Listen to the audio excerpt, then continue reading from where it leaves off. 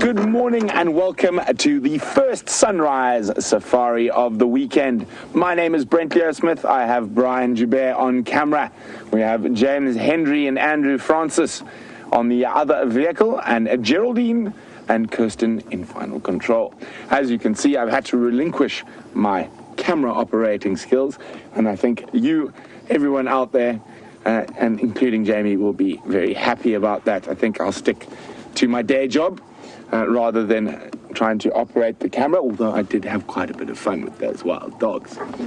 So, plan for the morning is there was some lion audio, but we weren't exactly sure which direction it was coming from. So James is heading off towards the northern boundary, and I'm heading down the western sections of the reserve, and hopefully we will find some tracks. We're going to be going very slowly in the beginning of drive before the sun breaks out of the east, so we don't miss any tracks. So you'll notice my headlights will be on while we drive down the road. But very excited, and in the past, Saturday has sometimes been known as Cataday, so hopefully we can pull out Cataday out of the hat. And while we continue in search of Africa's big cats, let's jump on the back with James, who has got a striped donkey to show you.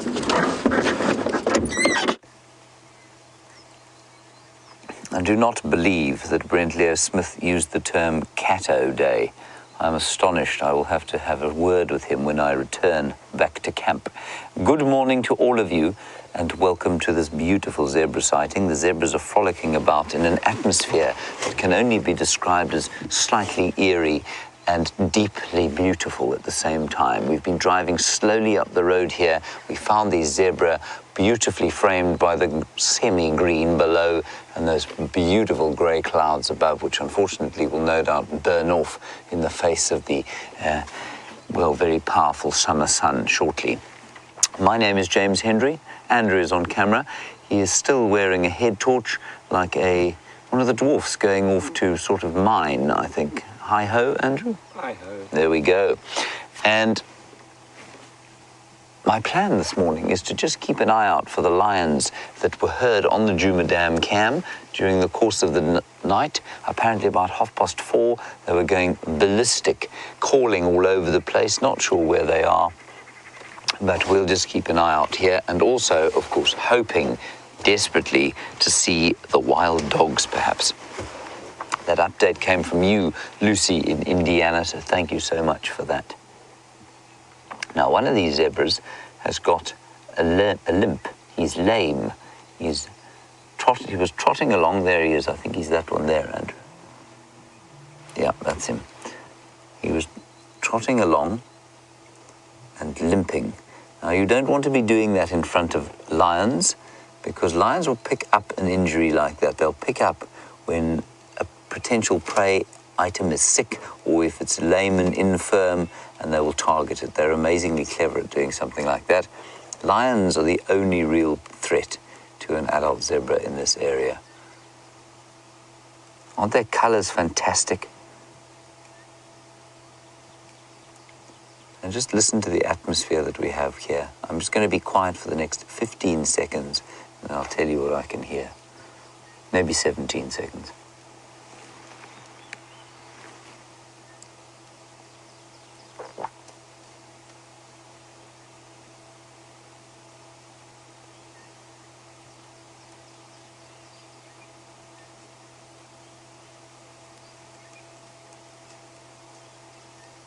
So again, a very subdued sound of the morning in the drought. We've got some white-browed scrub robins, and then some sabota larks in the background, just like a swizzling kind of call. 1 or 2 franklins deep in the valleys.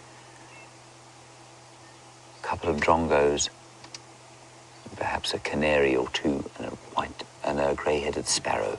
But otherwise, it's very quiet. You can hear each footfall from those zebras, each little mouthful that they grab and tear off of the last remaining green grass. Now, we have a question about their stripes and whether or not they are all the same.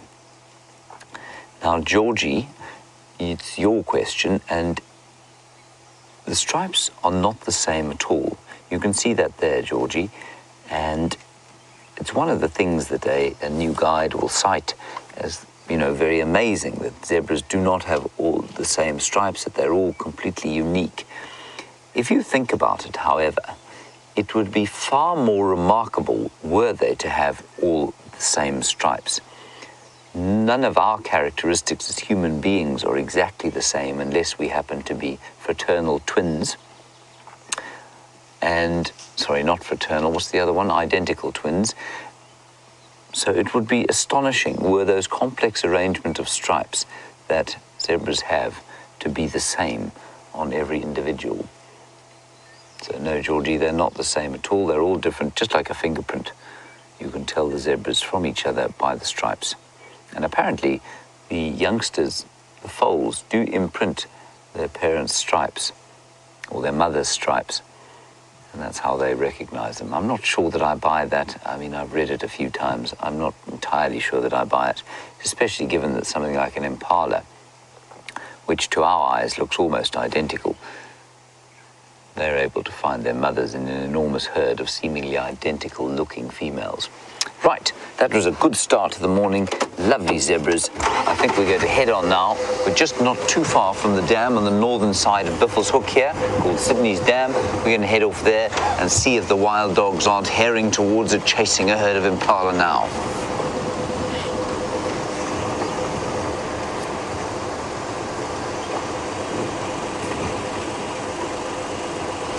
Hello, Jen. You say that the zebra I said was lame was also missing half of its tail and holding it strangely. That's not too unusual. Could well have been attacked by lions. I don't think the limp was a result of any kind of attack, but lots of times you will see zebras with sort of claw marks that come down the rump, or half a missing tail, something like that. They often escape being attacked by lions. They buck and they kick very effectively. So I'm not surprised the tail is missing. That limp, though, is definitely in the front left foot, and so that wouldn't be it could have been from a chase from lions. He could have stepped in a hole. I suspect just in the normal course of living in the bush out here, he's probably tripped over something, stood on a giant thorn, or stepped in a hole, and probably got some kind of an injury, tendon or ligament injury, in either the fetlock joint down there, or perhaps even higher up in the shoulder.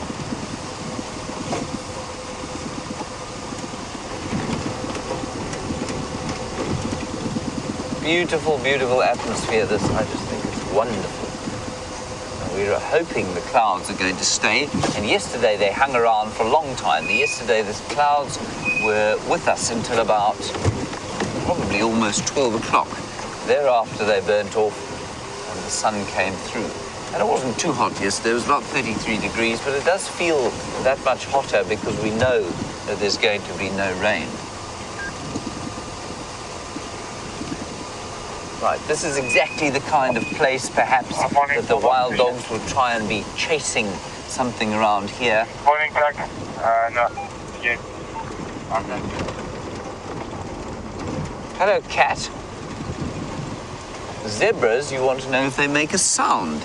Well, actually, they make a very loud sound, and it gives them their Latin name, and B, the first English name that they had, and that was quacha. That's an onomatopoeic sound from the alarm call that they make. And quite unlike a neighing horse or a braying donkey, a zebra goes wah, wah, wah, wah, wah, wah, wah, wah, wah, wah, wah, wah, wah, wah, wah. How's that, Andrew? Decent. Oh, I think so, yeah. And that is what a zebra does. They also,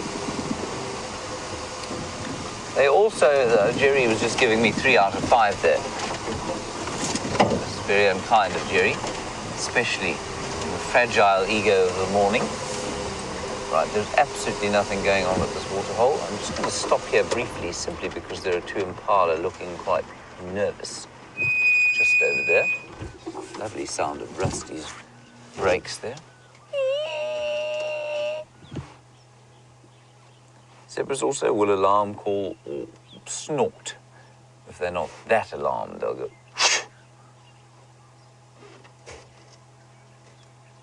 See, they do look quite alarmed. Let's just sit here for 2 minutes and see what's going to happen there. There is some hippo in the water there. I thought I saw a crocodile here yesterday. Very few seem to believe me, which of course is another blow to my already fragile ego. And in the background, a blacksmith lapwing.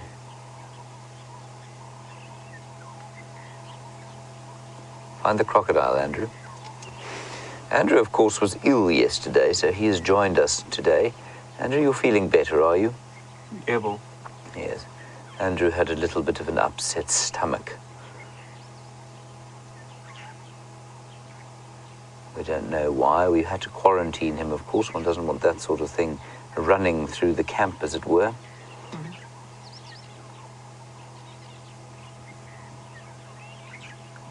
What's that hole there? Andrew, I think that hole is a burrow, to be honest. I'm not sure what lived in it, but to me it looked quite like it had been excavated, possibly post the dam going down to the levels that it is now. And so, you know, in the normal way, probably an aardvark, maybe there is some termite activity down there, but I don't know for sure. I thought maybe the crocodile would like to lay some eggs in there. That wouldn't be unusual. But with the water level at what it is, of course, as soon as it goes up, that cave will be filled. So very interesting. Impala just grazing on the... There's not even any dew, you know. So there's no moisture on the grass that those impala are eating. Right, let us press on from here.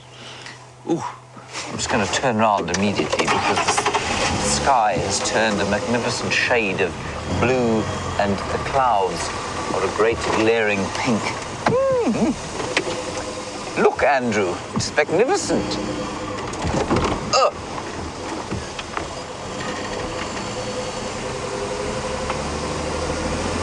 That is very splendid indeed.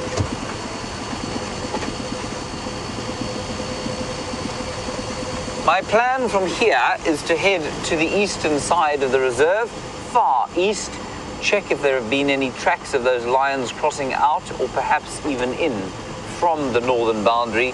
Brenty will sort of take care of the south for now, and then we'll reassess once we've done a boundary patrol. Very nice, Andrew. That was very artistic.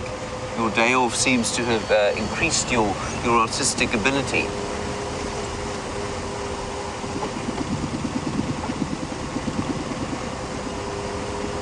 Just to keep you updated on Brent's progress, he is apparently following up on some alarm calls deep in the block somewhere in the south there, probably around Treehouse Dam or around Zoe's Road. So we'll keep you posted. If something's alarm calling in there, it could well be the lions. We'll get a view of the sun as we get to the top of this little ridge.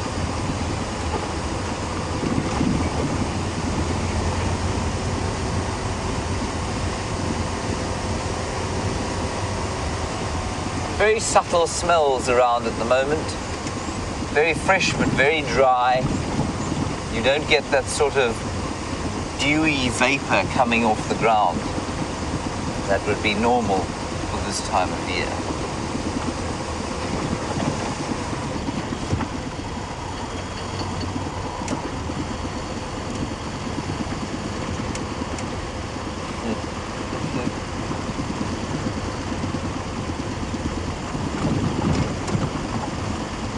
Hello, Rain. You are 15 years old, and you haven't told us where you are, but you do say that the weather there is below zero, and you would like to know if some of the animals here would survive in those temperatures.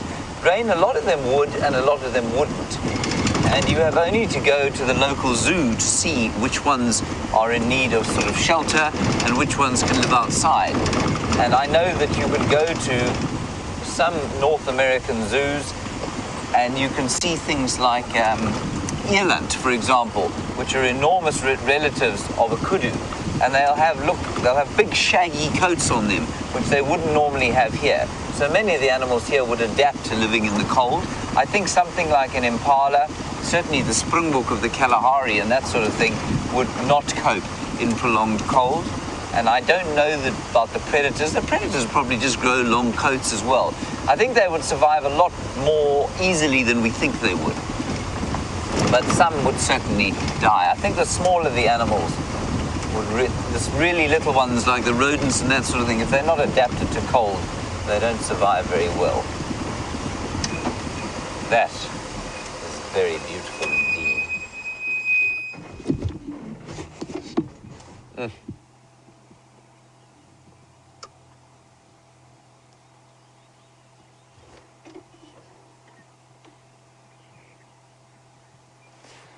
Now, Geraldine says, because I'm the greatest landscape photographer in the world, I'd better take a photograph of this. Well, I could, but you know, I have to set up my tripod and check the light balance with my light meter and, you know, clean the lens. But I'll take one photograph. We'll see what it looks like. Andrew, do you think it'll be good? Yes. I think it'll be epic.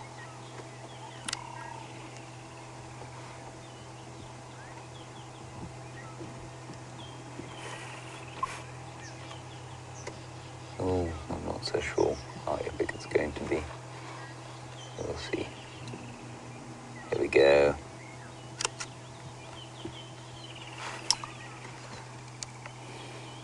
There's little grey lines across it, Andrew. I think Stefan. Oh, I know. This was on video mode. I'm so good with my camera, Andrew, that I took a video of the sun by mistake.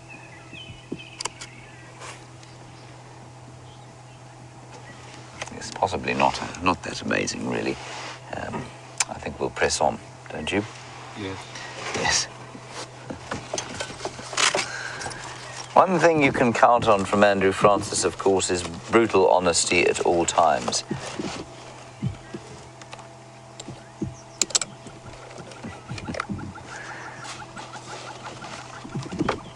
Jen B, you say I must remember to take a picture for my mummy. Well, my mummy, the last time I showed her my photograph, said to me, "Don't you ever take any pictures of anything other than the sun?" And I had to admit to her that, no, I don't tend to take many other pictures, so I'm trying to work on that. And while I am working on that, let's go across to Brent. He's deep in a block. Just before we go to Brent, sorry, let's have a look here. There are 3 hornbills. Now 1 hornbill because 2 have run away. Now there's still 2 there, sitting.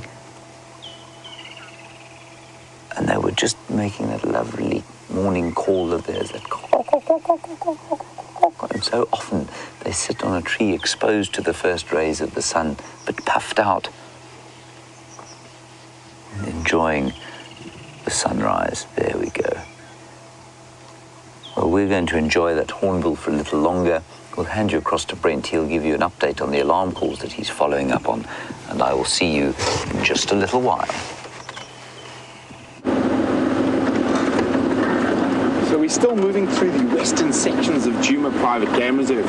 We had some impala alarm calling, but occasionally they get it wrong.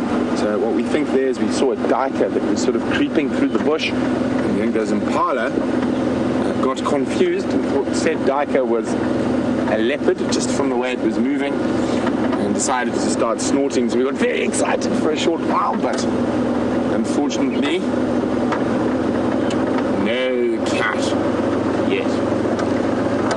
So we've come into this area where there was a report of those lions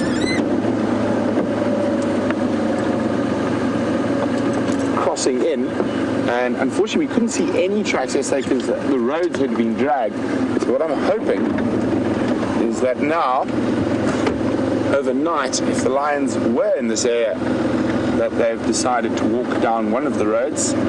So far, no luck, but we're going to keep checking.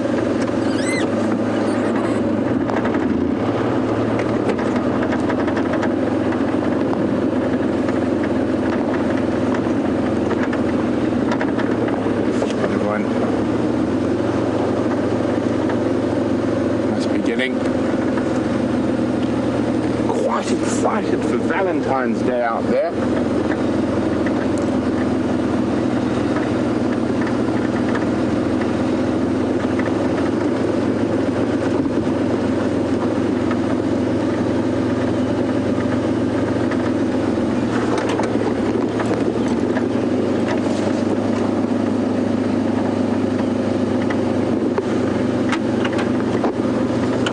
Judy in North Carolina would like to know, why don't we ever show you aardvark? Judy, we would love to show you aardvark. They're just quite a difficult species to get, and the reason for this is they are deeply nocturnal. And, you find a lot of those very nocturnal species are come out when we're not on safari. So it is a evolutionary tactic that they've developed to avoid your apex predators such as lion and leopard and even hyena to a degree. So lion and leopard in particular are most active that first 2 hours after dark, and that first 2 to 3 hours, or the first hour before dawn. And so you find aardvark, African civet, quite a few of those type of species will then change depending on the seasons, but they will get moving sort of that third or fourth hour even after dark. So around 11 o'clock at night, that's when they'll probably be most active, 11 till about 3. And that makes sure they're most active outside of the apex predators' most active period, so it helps them not get eaten. In some areas in the Kalahari, it's incredible. You can actually see them active during the day, quite rarely. Honey badger tracks.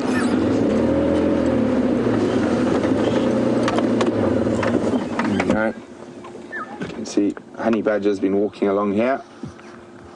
There are the tracks. Now, honey badgers, strangely enough, are actually, you see them quite often here in Djuma when you're on foot. But they are very highly mobile little creatures. And I actually had an incredible sighting a few days ago. Jamie and James were out in the vehicles and I was out tracking. It was after the morning Jamie had the first time those two packs came together. The two packs of wild dogs a couple of days ago, and I was walking in this area down near the Mawati, and I happened to find a honey badger moving through the drainage system. So I just followed him quietly from a distance of about 30 meters. He didn't realize I was there, and as he crossed out, I followed him, and he came around, turned around back towards me, and only saw me about 1.5 meters. It was too close for my camera to focus, and then he got a little bit of a fright and he ran away. But definitely the best honey badger sighting I've had on foot. And when tracking, we see them regularly. It's probably because when you are tracking and not on bushwalk or on drive, you are much quieter when you're walking by yourself, so you do see more things, specifically the more shy and retiring things.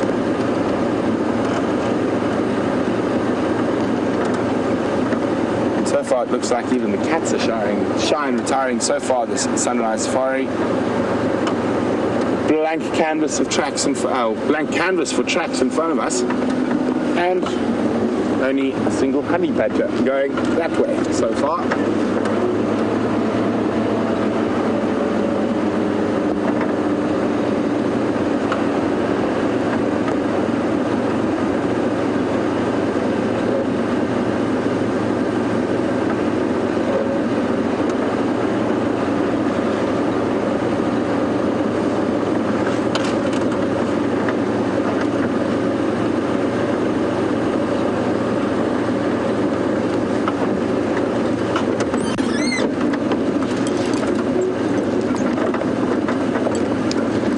A very bright and sunshiny good morning to Lev in Brooklyn. And Lev says there's a pride of lions on the Nkoro camp, and Not sure which pride, Ned's not sure which pride, but is this possibly a pride we know, and how far away is it from us?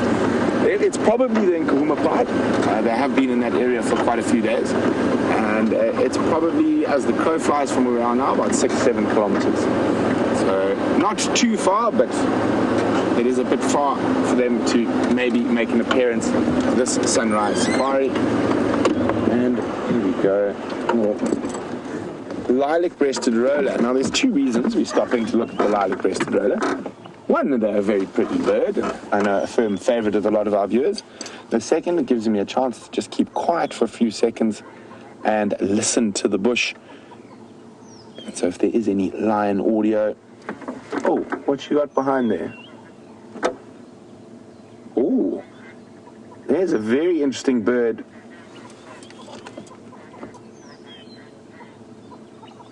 Just grab my binoculars quickly. That's quite an interesting one at the back.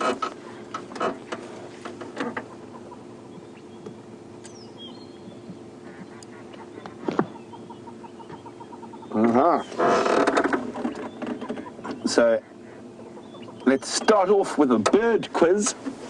We've got multiple species in shot, and I've already mentioned the one on the left. But what is that bird in the dead tree behind? It is a bird of prey. Now, I'm going to give you a few hints at what to look at. Look at the legs. Oh, stretch. And look at the face. And who can tell me what bird of prey is sitting in that retired knobthorn? If you know the answer, pop me an email on questions@wildearth.tv or use the hashtag Safari Live on Twitter. Beautiful, soft morning light on both these birds. There we go, there's the roller now.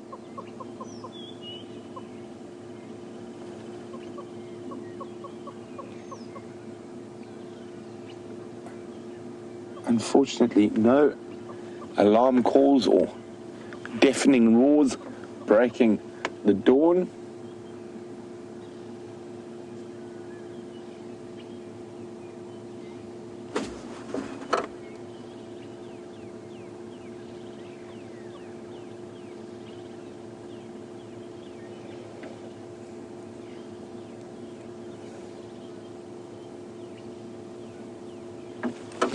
Okay, well, let's move on.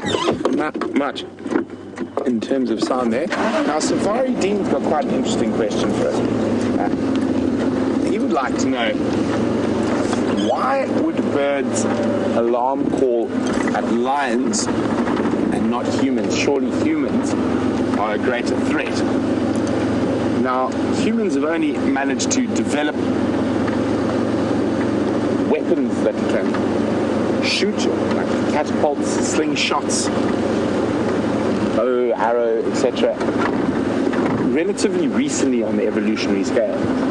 So it's more than likely that the birds haven't had enough time to adjust to us being major predators on them. If you walk close to a bird's nest, they will alarm call at you. They sort of know we're far more threatening from a nest raider point of view than from when they're scurrying about on the ground. And this is just a theory, guys, this is not gospel. I think the shape of a cat is something that is so evolutionary ingrained in all the animals out here that it is something you have to be careful of, something that could eat you. It doesn't matter whether it's a cat this big or a cat that weighs 400 pounds. So that's probably the reason you'll find that. Makes the most sense to me.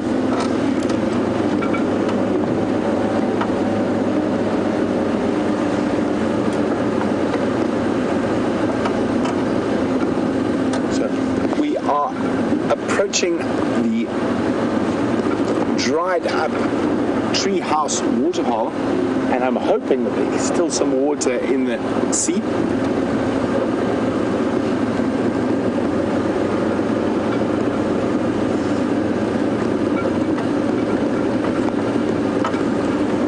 Well, it seems like it must be early where you guys are as well, because everyone's a bit slow waking up this morning.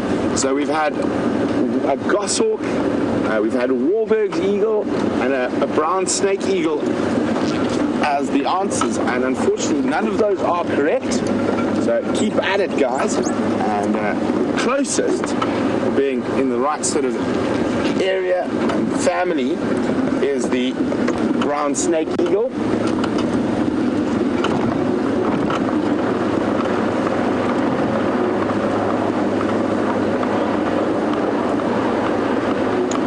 Another one, a tawny eagle, that's also incorrect. Think about it, guys. Think about a brown snake eagle. Think about what might look like a brown snake eagle. And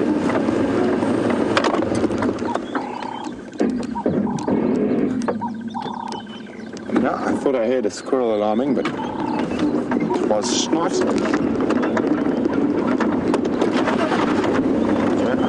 Check, and I think there still is a little bit of water there, and even without seeing, and I know we couldn't see from the dam wall, but the fact that there's a Cape turtle dove on the ground and it was actually coming out of the hole makes me think there is possibly still water. Let's have a look. Oh, there's another one still drinking, I think. Is the tiniest little bit of water left in the seep. So there we go. I'm just going to have a quick look right at there, see if there's any lion or leopard tracks right there.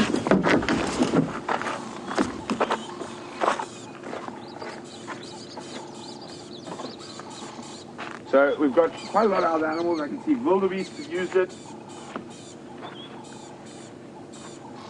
Impala, waterbuck, oh, hyena, African civet,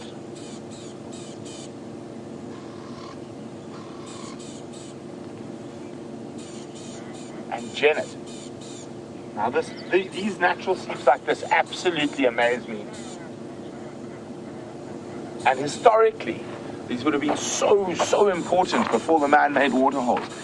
This would have been one of the only bits of water in this whole vast area that we traverse on Djuma. So really, really interesting. And I love coming to these things.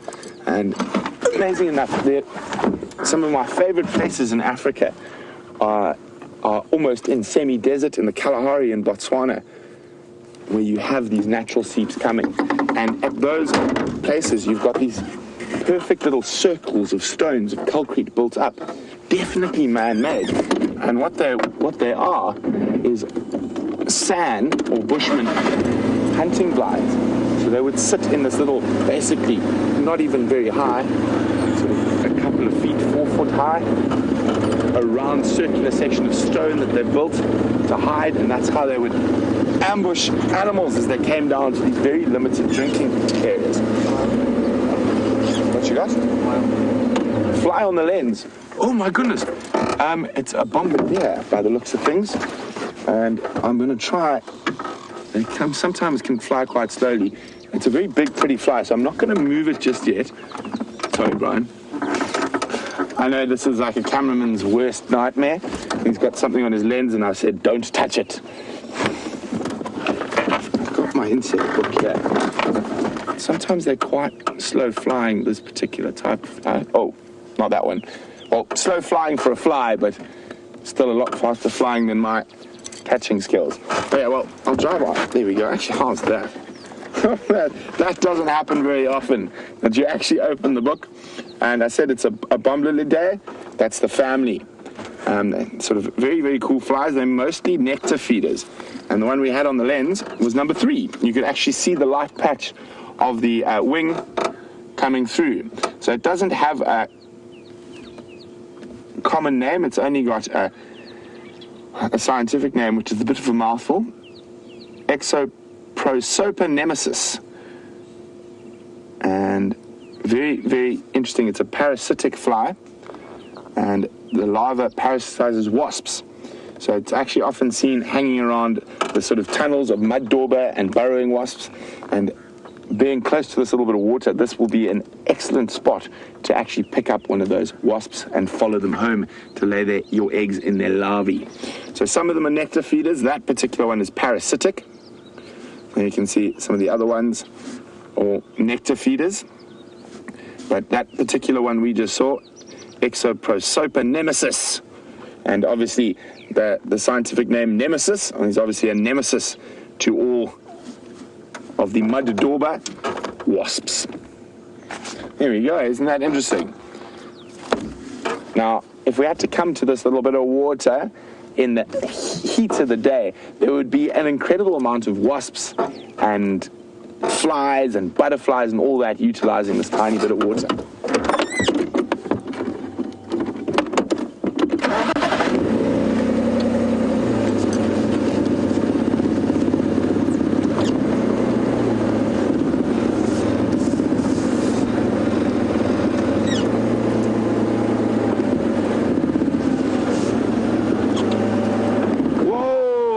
It seems like everyone is taking a long time to wake up this morning. Safari Dean is being a joker. I think he said a Warburg's brown snake tawny hawk. That is definitely incorrect. And there wasn't even one part of that was correct. And then a lot of other people have said steppe buzzard, and again, incorrect. Now I'm going to give you another hint so you can keep at it.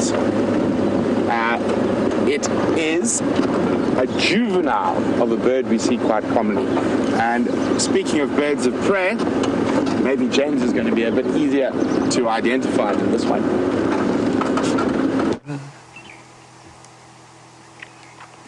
Identifying what we have got to show you here, everybody, is not going to be easy in the slightest, mainly because that bird is sitting behind a branch and is silhouetted by the rising sun, or risen sun. But I think I know what it is. Let us know what you think it is. Hashtag Safari Live, questions@wildearth.tv. I think, in fact, I'm not even going to make you do that. It's really not easy at all. There are some hammerkops, hammerheads, flying off to find some water where they can eat some frogs and fish. Not many frogs for them to eat this season. Very well spotted there, Andrew. There it goes. Into the sun. And I think what that bird was, everyone, is a steppe buzzard. It had that kind of jizz. Jizz, of course, general impression, size and shape. And I thought I saw, when I looked at it with my very powerful binoculars, you see how powerful my binoculars are, I could see that distinct line across the chest where there's barring up until there, and then the stripes come. And there's a very distinct line on the chest. And I just thought I caught a glimpse of that. But bar seeing that, almost impossible to discern what bird that was, except to say that I'm pretty sure it wasn't a Wahlberg's eagle, simply because it didn't have that little crest that comes up and down every so often. So let's go with steppe buzzard on that one. Andrew, are you satisfied with that diagnosis? Yes. Well done. Excellent stuff. On we go. We are now in the far east, on the cheetah cut line, looking for cheetah or anything else. We've done the entire northern boundary of Djuma. No tracks coming in or out of predators. Plenty of zebra going up and down the place, one or two nyala and a duiker. But nothing in the way of large predatory beasts with enormous claws and vicious canines. I'm not sure what happened to Brent's alarm calls, but clearly they were not being made at something very obvious. So we'll drive down here very slowly, just check the tracks, see what's happening, and then we'll probably head along the southern boundary as well.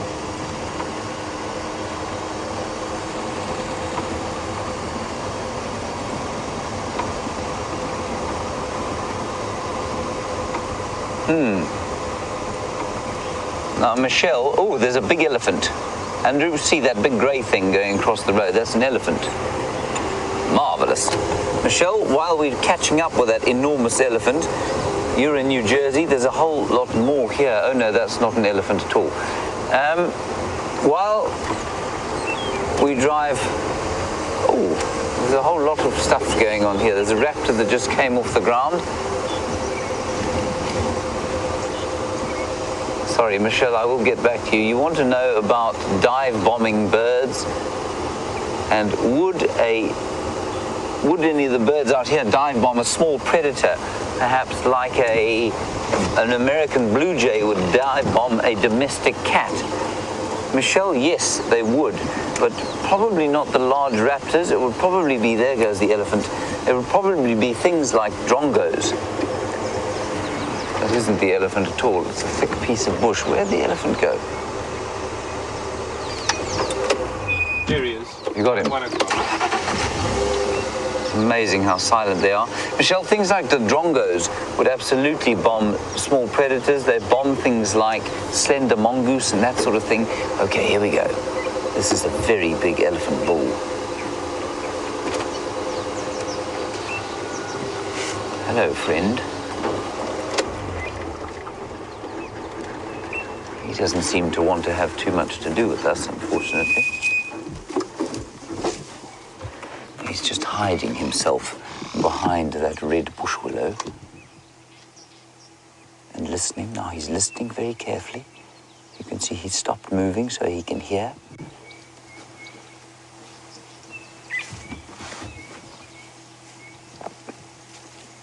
Big adult bull.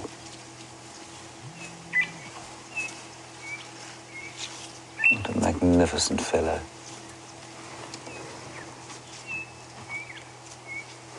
You may be able to hear two things.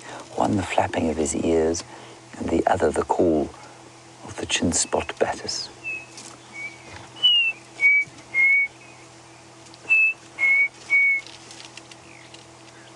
See how his ears have been torn over years of walking through the thorny bush and flapping his ears amongst the trees.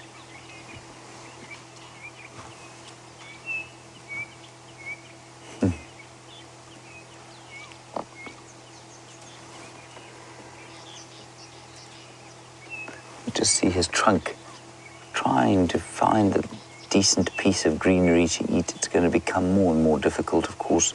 He is really old and wizened. I would put him at about 45 to 50 years.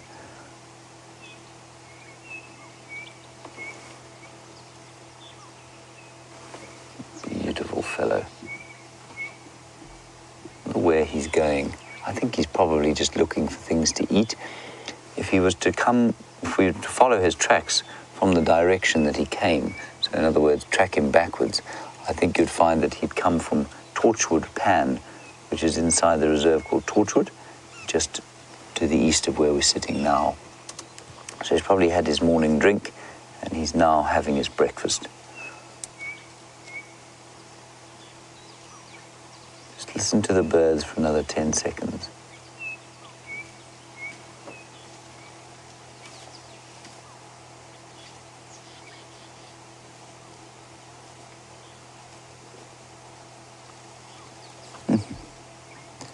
Southern black tits, a nediki calling tit tit tit tit tit.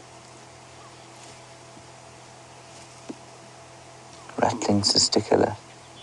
All very much in the background though, not an explosion of dawn chorus, just a very quiet one.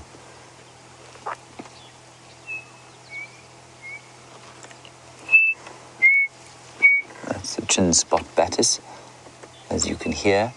Not three blind mice at all, which is what people will tell you it sounds like.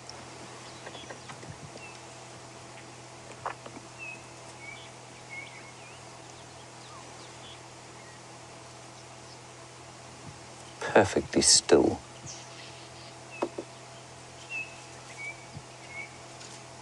And that old bull seems to be sort of carrying a large bubble, be surrounded by a bubble of peacefulness. I'm not going to chase him through there. The bush is very thick, and he's such a peaceful fellow. Wasn't that special? I think that's just magnificent. I'm just going to sneak slowly a little bit forward, and there's some water cows over there.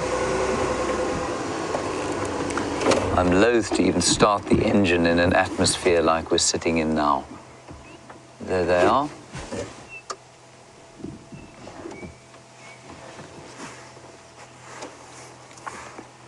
The elephant came straight past them.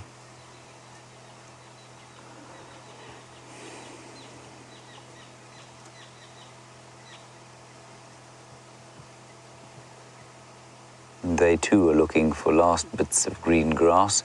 They like this clearing, they like this fire break that we're on. It's a wide expanse of about 100 meters, or 50 meters at least, of cleared area that acts as a fire break. Obviously not a problem at this stage, but after a heavy rainy season they will keep this area kind of with very short grass. They'll mow it down, and that just allows them to start a back burn during a fire.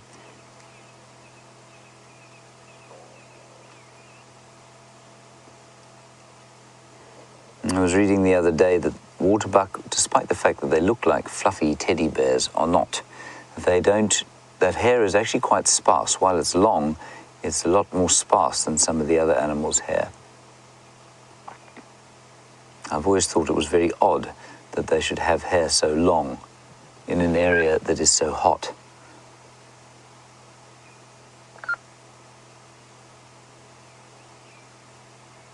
You can see that green color. We had a question yesterday about what it looks like when it is in the normal rain season.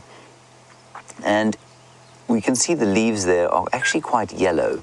They're folded, they're wilting slightly. In a normal summer season, what you can see behind the tree there, that waterbuck grazing along the ground, you wouldn't see. He would be totally hidden by the amount of very green vegetation just on exactly the same trees that there are here. It would be bright green, they wouldn't be wilting at all, and they'd also be sitting in a sea of much longer grass than this. It's still very beautiful colors. Right, what a lovely, peaceful stop, I must say. It's a tremendously peaceful morning.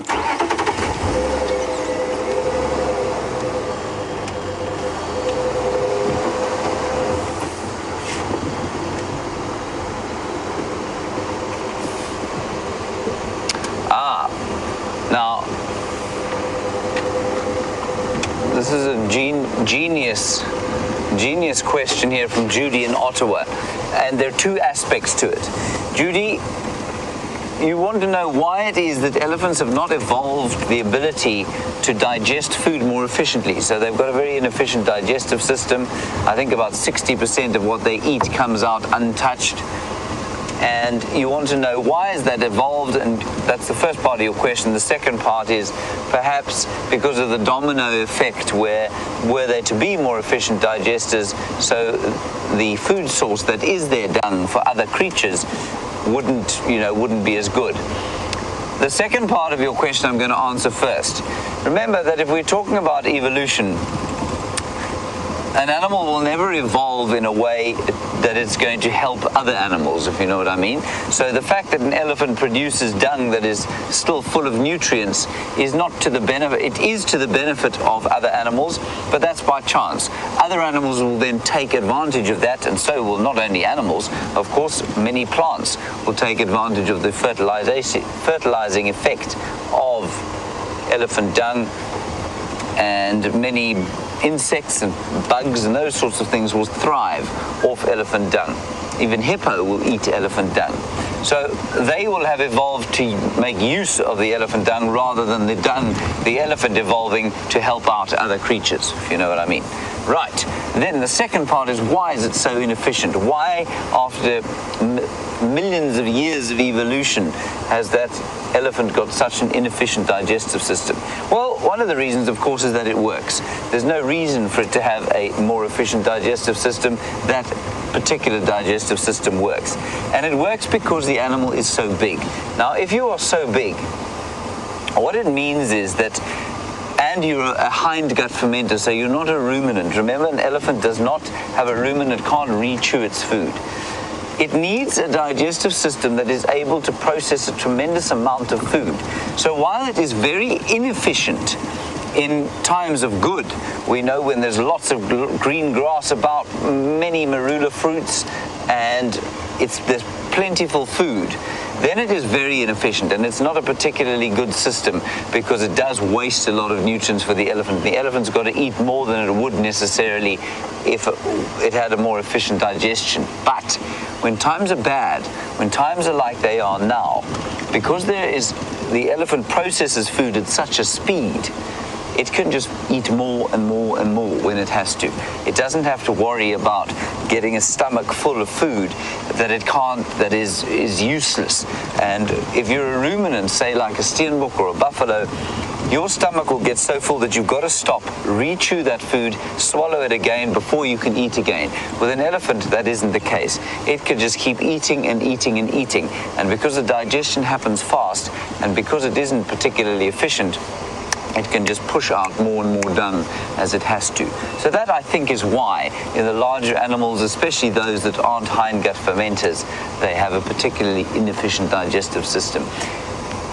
Would they survive with a more efficient digestive system? Yes, probably. Is there a need for them to have a more efficient digestive system out here? No, there isn't.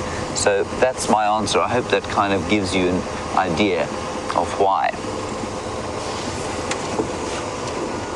Still gently, slowly going down the eastern boundary. Brent is trying to ask me for an update. Hang on 1 second. Go ahead, Brent. We're going to head across to him right now. James, what's your route from Chillicothe? I'm going to go probably west along the south. So guys, there's another nice little bird to test you. I'm just on the radio with James, so I'll be with you in a second. Sorry, James, go again.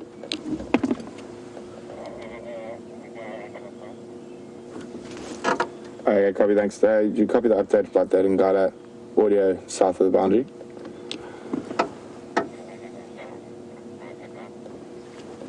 Copy, thanks. So guys, I'll update you about that Ngala audio shortly, but here we go. A nice little bird tester for the birders out there. So with these type of birds, what you want to look at is how the thickness of the beak, the little stripes under his neck, and you're looking for any white around the eyes if it has or if it doesn't, and any windows in the tails. So windows refers to sort of the white outer tail feathers, so whether it's got or not. So it is quite a difficult one. So what I'll do is if anyone gets in the right family, I'll help you along. But anyway, so if you know what little bird this is, this little LBJ, this little brown job, send your answers through to questions@wildearth.tv if you're an emailer, or use the hashtag Safari Live if you're a Twitterfarian.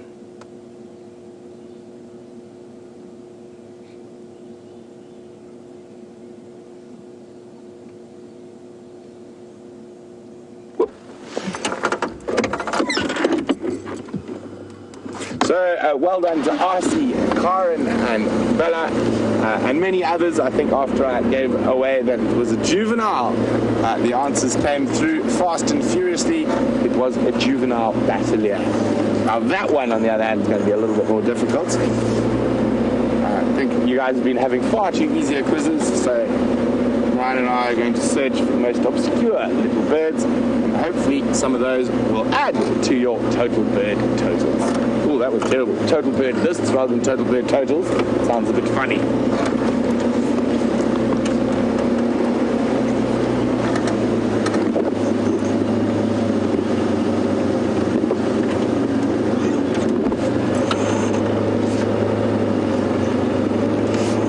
So I just want to check this Mawati river system for any tracks. I'm going to move fairly slowly through here.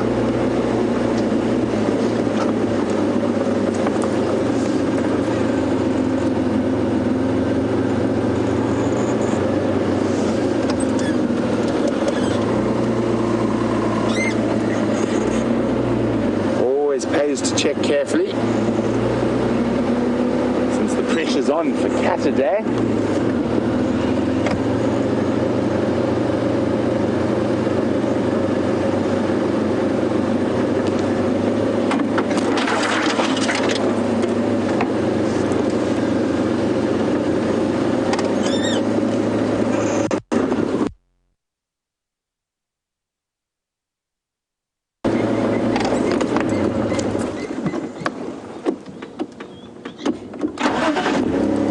hear something. We hear something. We hear something. Alarm calling. It was a Franklin, so it could be from a mongoose or something else, but it could also be from these spotted cats. Have a wicked squiz burst out of here somewhere.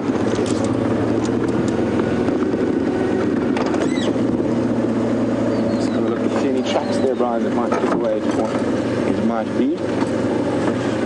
No. So it was quite an explosive alarm call.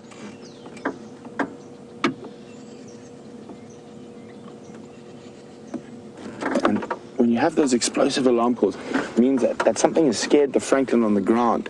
And they take off. Not like if they see a bird of prey where they'll try hide an alarm call.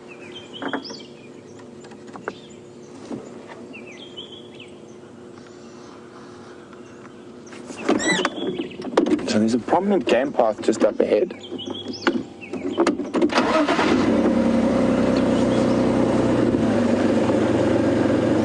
Where we can see a bit further, so let's just pop up there for a second.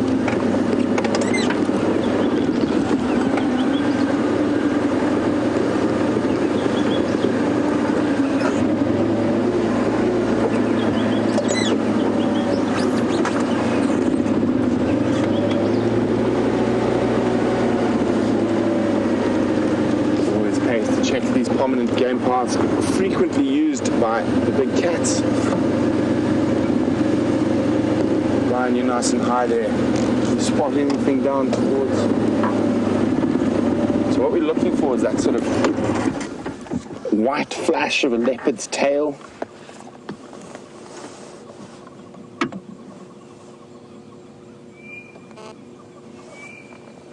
We're just going to sit quietly for 30 or 40 seconds, just listening again, see if anything else starts alarm calling.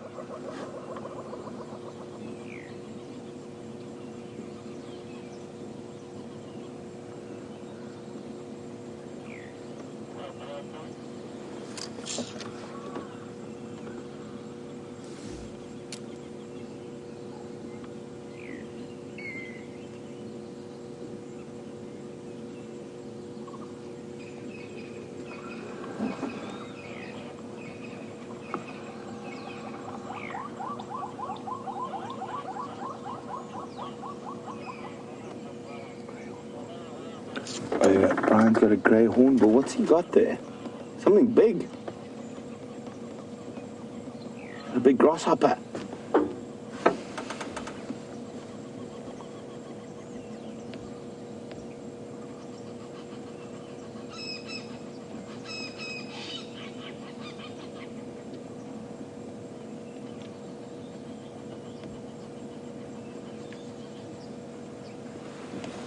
Wow, look at that.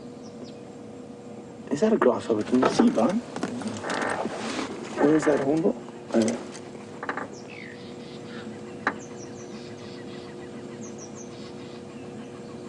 Oh, gone, whatever it was. An African grey hornbill. Seems that all is quiet on the southern front. And well done to Gail in Australia. You got that little bird right. It was a spotted flycatcher.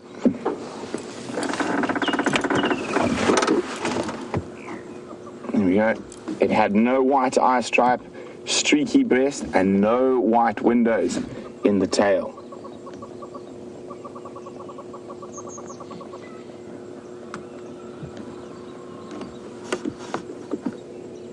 So a lot of other viewers said dusky flycatcher, and the reason it isn't is if we have a look there, that very distinct white around the eyes and a very pale, almost white under the base of the tail. Very similar sized. So they're spotted slightly larger, in the dusky, but very difficult. But must always, with the flycatchers, particularly the little brown flycatchers, it's very important to look specifically at the eye stripes and the tails. Those are the two very distinguishing features.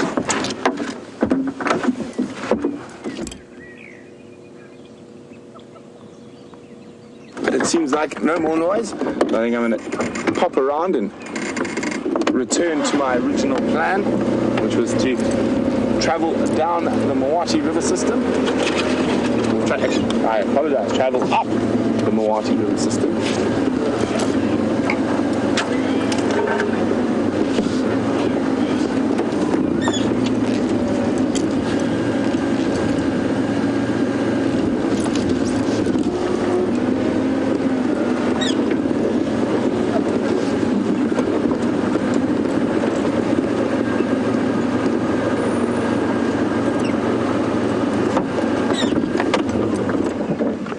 There's a big pig, a very big pig. Look at those massive tusks on that big male warthog.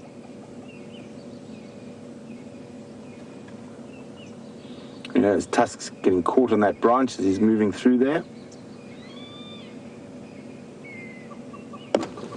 And then off he disappears. I think even a lioness would think twice about tangling with those teeth. And speaking of lionesses, good morning Sarah, who's 17 in Ohio and actually did a school project on the lion prides out here, and she's asking if the Talamatis and the Nkuhumas, or the Nkuhumas are possibly a split or a subgroup from the Talamatis, is it possible that lionesses from either side would jump ship, so to speak, join the other pride, and vice versa? So if would an Nkuhuma join the Talamatis, and would the Talamatis join the Nkuhumas? It is a possibility, but it's a very small possibility now, so they've been separate for so long that I think it's very unlikely, but it is still possible.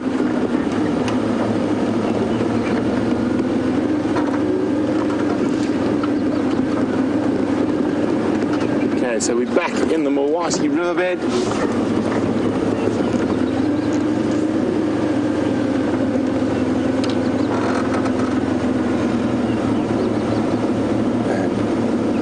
To find some fresh cat traps, but if not, we're on the hunt for obscure birds.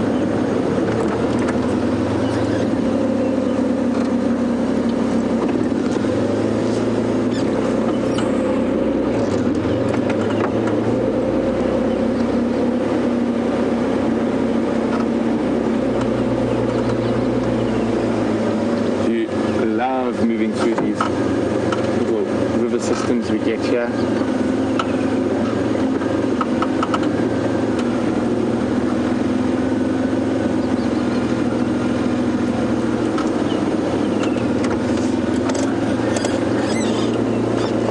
Now here we've got a tree that we quite often talk about. Normally for a bit of a distance, so it's quite nice to get up close and personal with this tree, which is one of my favorites. It's called Spirostachys africanum. Now, I've given you the scientific name. Let's see if you can work out the common name. I'm going to go through a few features of this tree. So very, very petite leaves. And you saw that very almost crocodile-like bark. And this tree is eaten medicinally by quite a few animals out here. Black rhino, baboon, kudu, giraffe, and elephant.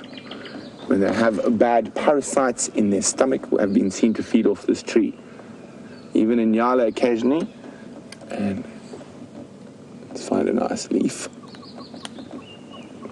If we pluck the leaf, or maybe I'll put it over here on the dash. Right, a bit easier than my shaky hands. There we go. You can see there's a little white drop of milky latex coming out. And I've got to be careful not to touch that. Quite noxious. It'll actually burn me. And also, you can see a little drop fell over there as I popped it down. Traditionally, if you cut a branch of tambuti and you take that milky latex and you pop it on warts, it removes them. So now I've given you all the information to tell me what the common name of this tree is. And it is also one of my favorites. Find them a lot around riverbeds. So let's see who can figure that one out. If you can, send your answers through to questions at WildEarth.tv or use the hashtag SafariLive on Twitter.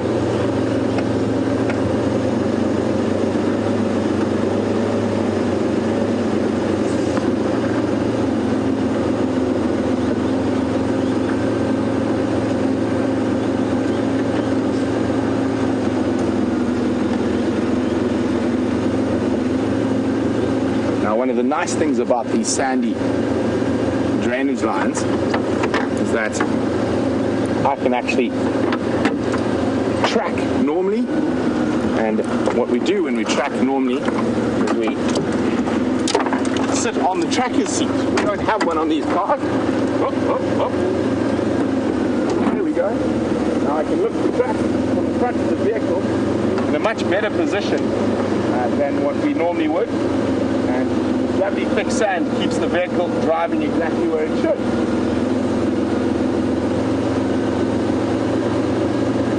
Fortunately, there aren't too many tracks just yet. But it is wonderful. Also, sit in a slightly different position for a bit. Change of scenery. Instead of being behind the driver's seat there. Sometimes the cameramen have a bit of a worried look on their face when we do things like this.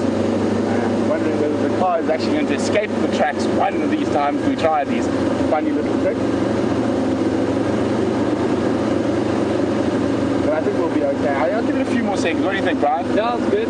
Brian's good. So if anything goes wrong, Brian's actually much closer. He's going to have to jump into the steering. No, I'm going to jump ship. He'll jump ship. Oh, he's going to jump ship. He's not even going to try to save the car. He's going to abandon the trip. But now, the other thing is from here, I'm a little actually higher than I would be in the seat. And I can actually see quite a lot further down this little track. And the only tracks I see here, the right-hand side looks like they belong to a Nyala. So, they've all got a stand in my shoes. But if there were any cat tracks, I'd probably even see them from a good 15 or 20 meters. Way up compared to that junction. Now, that junction, I probably don't want to be sitting here because we probably will go off course. So, let's go back to the normal spot.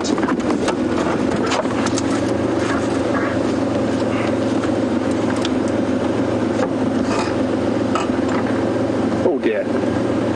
We have a slight problem.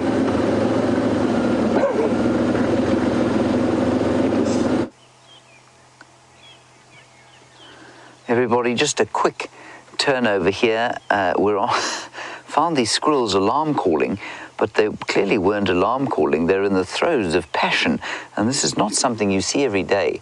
And 2 days ago, I saw a squirrel with a giant set of testicles, because I think it's time for them to be mating, and clearly that is the case. And this little couple possibly has a little nest in this beautiful fallen down knobthorn tree. And I suspect there's a hollowed out hole in there, and that's probably where they will give birth, or she will give birth. It's wonderful to see. So they're making that alarm calling sound, and we stopped and we thought maybe there must be a predator around here. Perhaps there they go. You see them, Andrew? They're in that, yeah, that's it. They're in that scraggly tree there. I'm just going to go a little bit forward.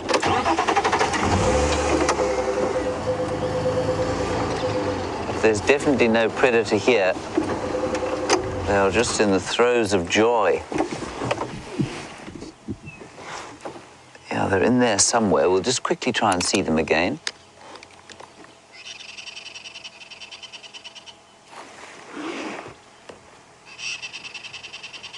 You see them there? Oh, there they are. We've got them. Yeah. There. Just zoom right in there. Up a bit. There you are. Morning, all station.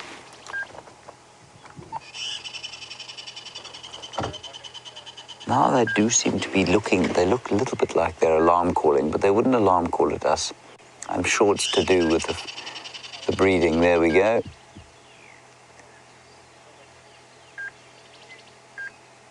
It really is astonishing to see.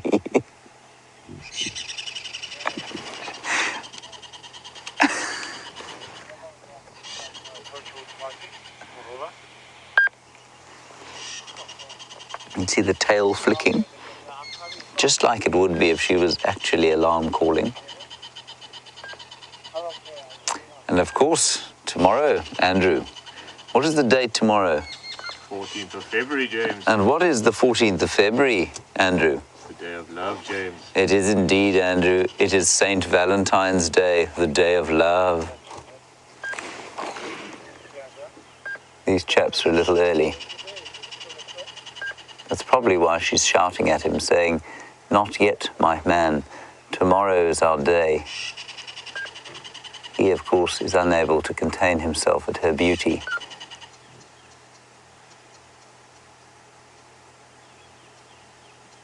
Now he's just standing there looking awkward. He winked. Did you see him wink? Did he really? Yeah, he winked.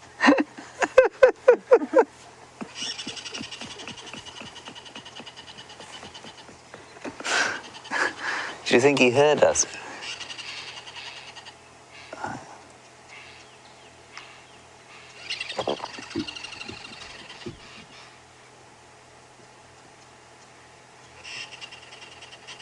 See, he's grooming her as well. He's not only mating with her, he's definitely also grooming her. And I'm sure that has something to do with the fact that I'm sure he's been grooming her the whole time. It'll be some sort of courtship grooming. Now, as with so many of the animals out here, if she didn't want to be mated with, she could just move, and it would be impossible for him to mate with her.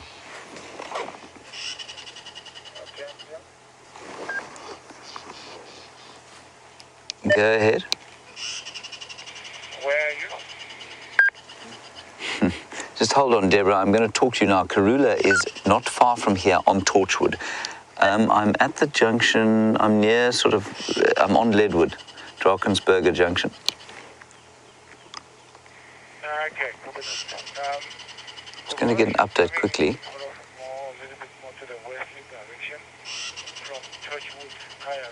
So if she keep on coming, that she might come out somewhere central, she can cut line. Copy. I'll make my way there.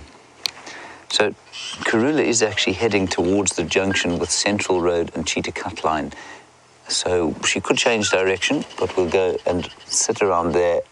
She's quite far away from there for the moment, so let's enjoy these squirrels for now, but then we'll head that way. Now, Debbie, you said you hope that he's going to send her flowers. I think you'll find he's already done that. And this is why she is allowing what's going on now to happen. He's sleeping. As he's fallen asleep. Look at that. He's exhausted by the strains.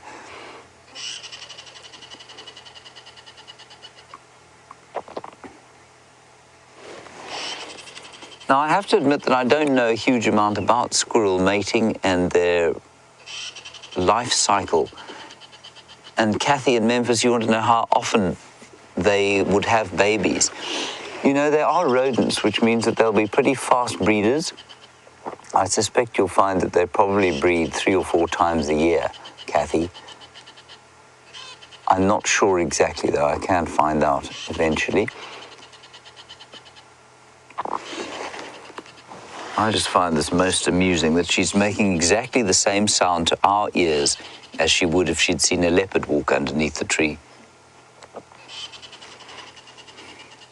But clearly it's probably very slightly different, and to squirrels it will sound very different. And Lady Luger you say maybe all of these squirrel alarm calls that we hear and follow up on frantically are actually mating calls. Well, if there were more than one squirrel, often I would agree with you completely.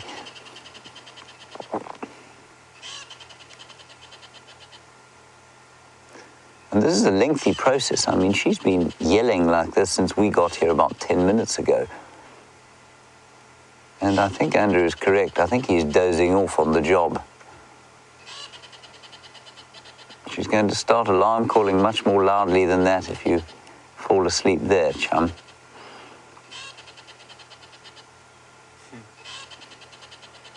His eyes do look like they're getting very heavy.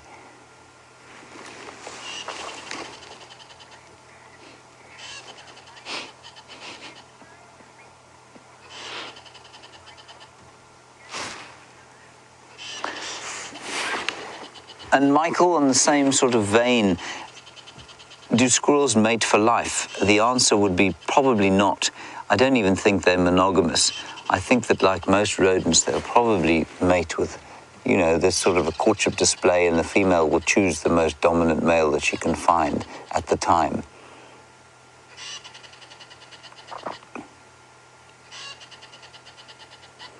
Very, very, very few mammals will mate for life. Jackals being one of them, but very few. And very few are even monogamous. Now he's slipped off there, of course, and he's now trying to have a snooze behind her. And she is clearly not yet satisfied.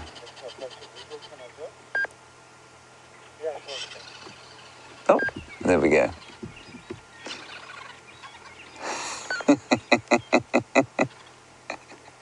Can you still see them there?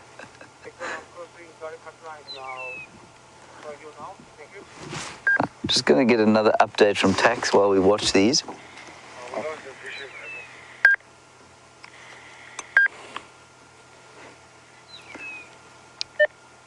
Taxon, how far from Chitakatlan are you now?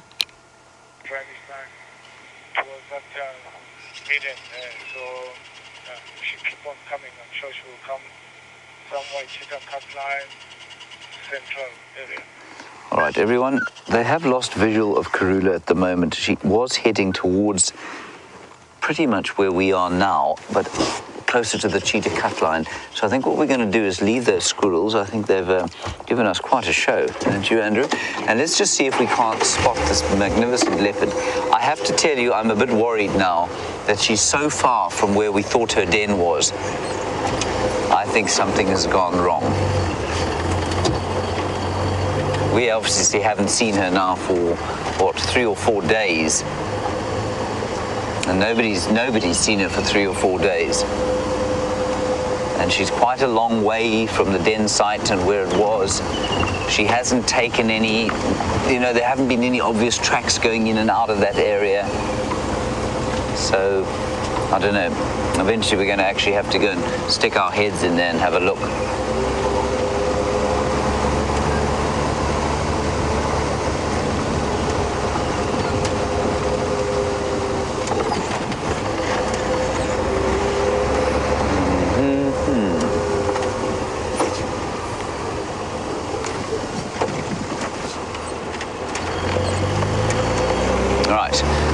So the Torchwood camp is just over here, and I think that's where that elephant came from.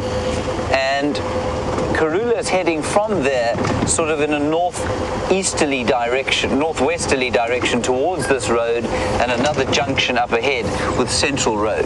So that's where we're going to go and stand by. And I'm just going to wait for Tax. He's driving up here.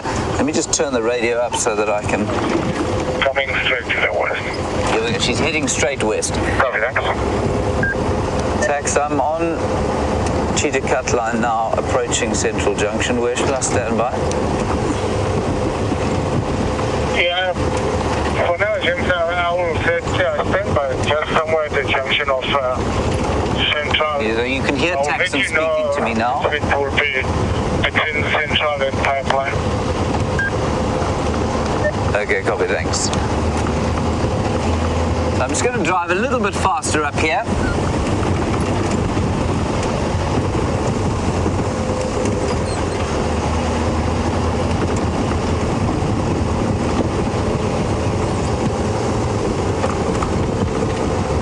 We're not far from there, so I think let's stay on this car for now, and then we'll stand by on the road and see what happens.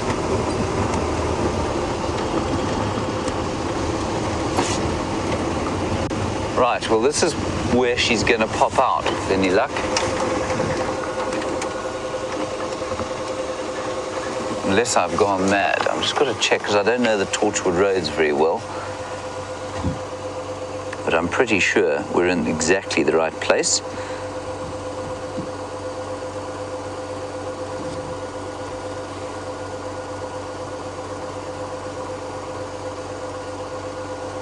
Although we're not quite. We just need to go further up the cut line. So to the eastern side of us is Torchwood, and we can't go on to Torchwood.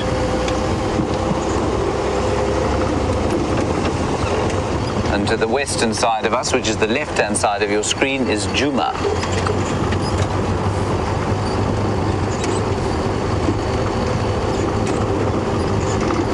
It would be so very nice to see Karula this morning. It's been a very quiet morning so far, although we did have that magnificent elephant bull.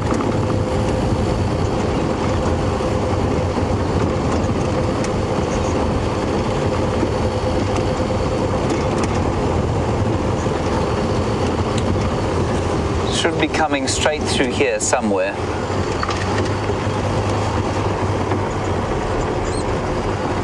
Little Dyker lamb there. Be happy not to see Karula. Right, this is the road where we need to stand by.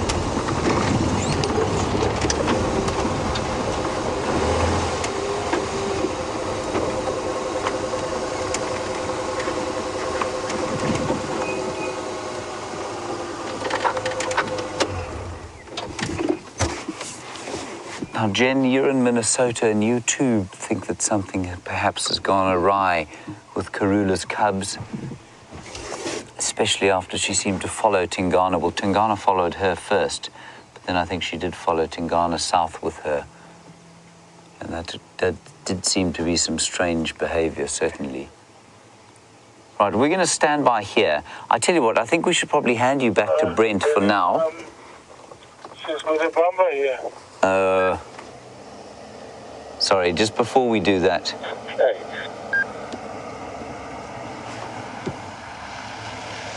She seems to have a kill. Yeah. Maybe she want to join the Yeah, maybe. Hi, morning. James, she's in the drainage line, but yeah, She's got a with kill, bomber somewhere so she's not here, going to come so here. She's not coming west anymore. She was just coming to this bomber here. Oh, that's very distressing. Okay, copy, thank you. All right, so what she's done is she's killed something, and it's in the drainage line just over the lip of this ridge here. And I don't think she's going to come out here, I'm afraid. I think she's going to eat there wherever she is. And we're not going to see her at the moment. So we're going to head to Buffelshoek Dam, see what we can find there. And while we're doing that, go across to Brent, get an update from him, and I'll see you later. So really exciting that Karula's got some meat, unfortunately just outside of our Traverse area. So cat day search continues.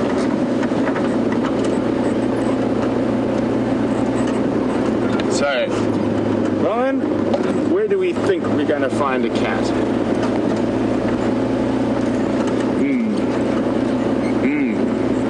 I think we should head back to the west. To where Jamie last saw Shadow. There's a possibility she might be still in that area.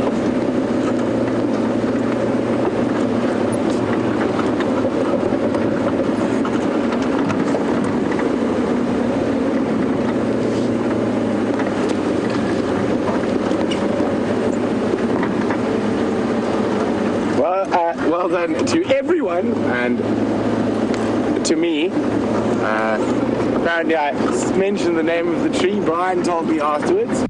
So anyway, at Tumbuezi tree, a fantastic tree.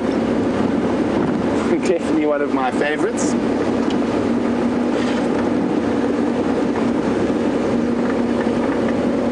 Now I realize why Brian had a bemused look on his face while I was nattering away about latex.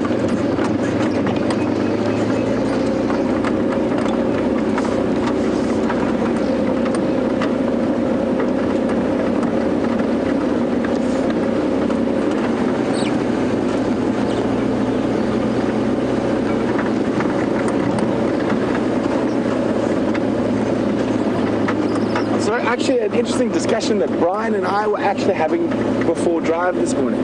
Brian says he's noticed that he hasn't heard too many woodlands kingfishers, and Shrub on Twitter is wondering if they've all migrated back northwards. They have not. We heard some this morning.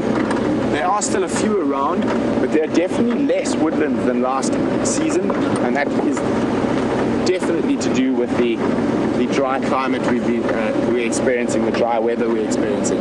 At Shrub, we will try to find you at woodlands before the end of safari.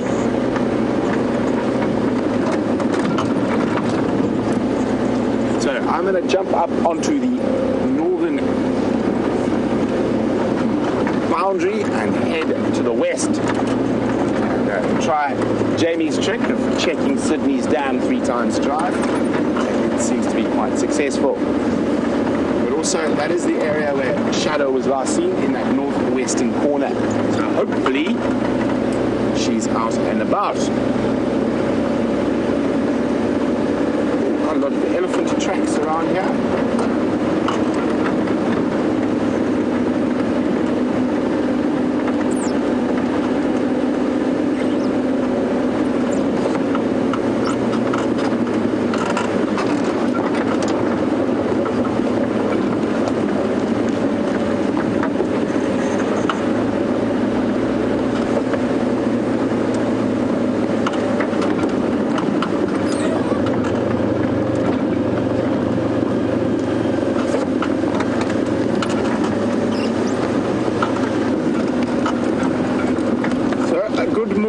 To our birder Beverly, who would like a little bit of clarification on, do you count different members of the same family as in red and yellow-billed hornbill?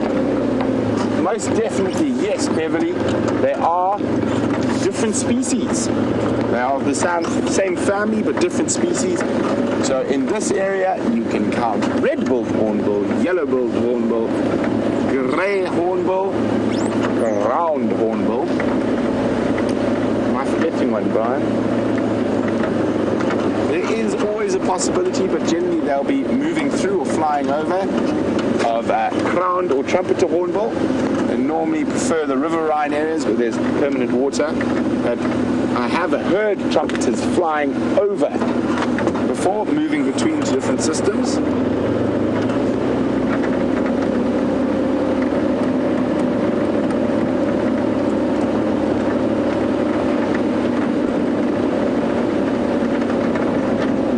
That wonderful view of a grey hornbill eating a grasshopper earlier.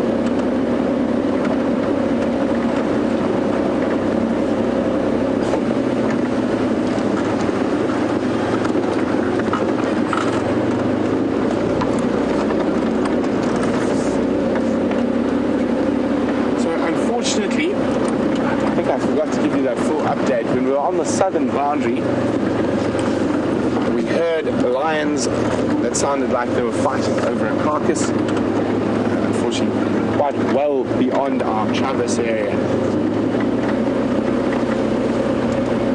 More than likely to be sticks and Birminghams, or just the Birminghams, or just the sticks in that area.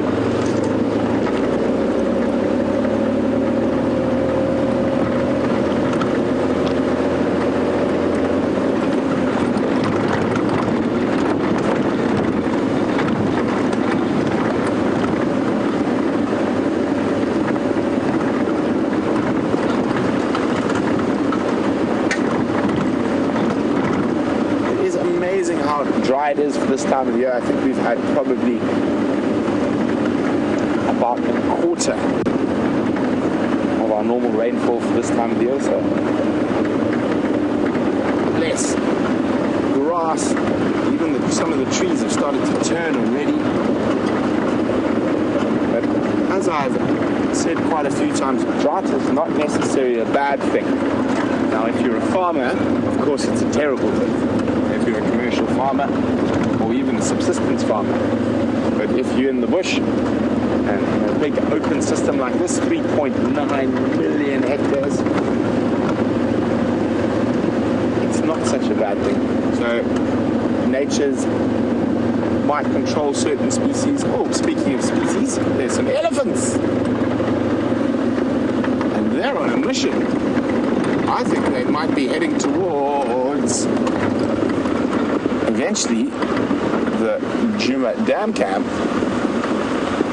Nice little breeding herd. But look at them go.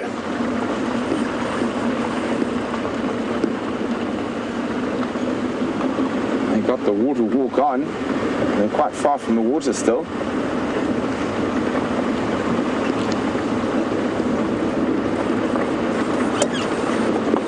Now they're all in a row. Now, oh, maybe they're just excited to get into that block to feed.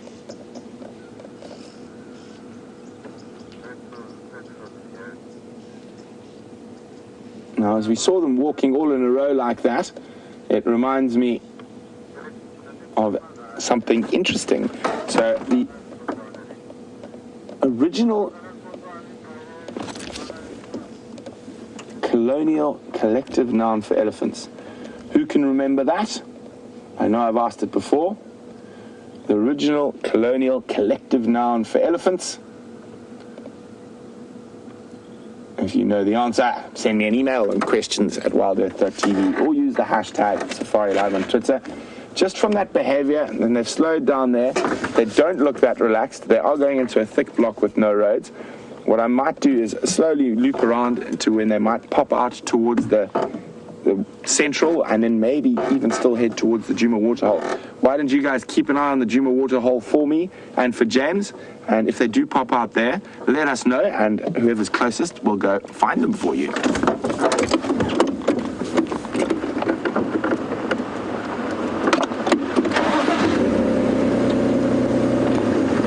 I apologize, I wasn't aware that the cam is actually having some technical difficulties. I'm sure Eugene will try and get it sorted as soon as possible. But just from their general behavior, that very quick walk and that, they just didn't look that relaxed, and they're still going at speed, so I'm going to leave them be. I'm going to do a loop and then I'll make my way back down towards that Djuma camp. I think if they're going to arrive there, it'll probably be in about 20 minutes.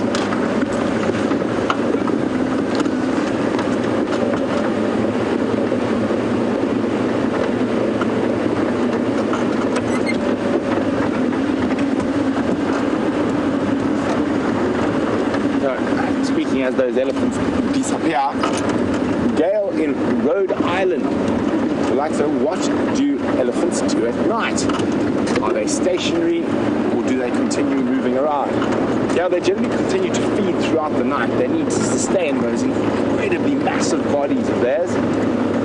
They will rest slightly, but they seem to rest more during the heat of the day than at night. They've got to keep moving to sustain, as I said, a huge body. A big Eddie bull needs 250 to 300 kilograms of vegetable matter in a day. And often, around our camps at night, you can actually hear them feeding throughout the night. Breaking branches, rumbling, screeching.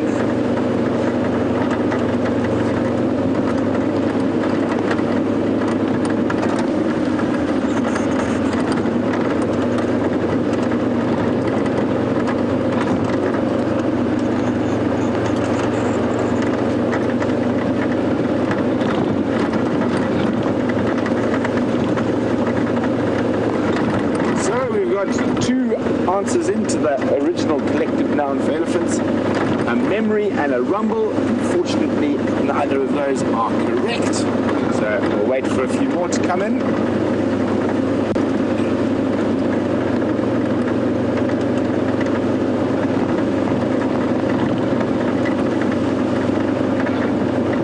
So we've got another few, also unfortunately incorrect. A trunk and a string are not.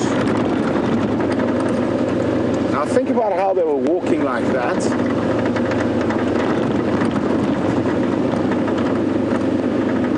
And there we go. Laura, Teresa, Lorraine and Sharon say a parade. That is correct. A parade of elephants.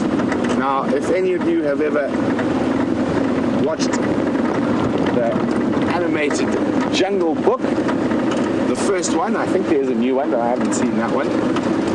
And the elephants' characters are based on a military sort of a parade, basically. And you've got the, I think he was the general, the colonel, I can't remember. Can you remember, Brian? Was it a general or a colonel? Like a regiment, exactly. The elephants behaved like an old British Army regiment, and that is probably from the fact that their collective noun, the original colonial collective noun, was a parade, based off the military. When those Eddies start marching in a row, they do look quite military-like, and when they get that water walk, it's like they're on the march.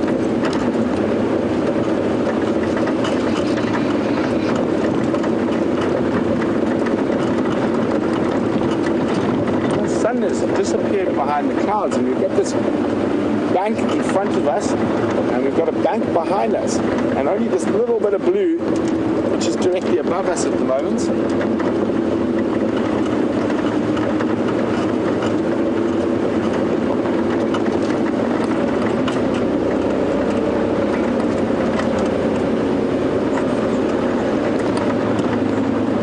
Maybe Saturday is waiting for Valentine's Day, just to throw a spanner in the works.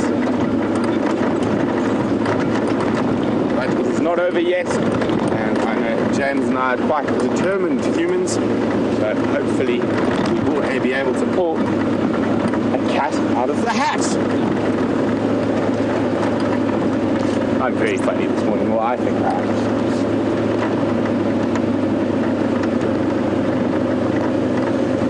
As James and I search in desperation for the Cataday's cats, and when I say desperation, James has got a fallen down tree to show you.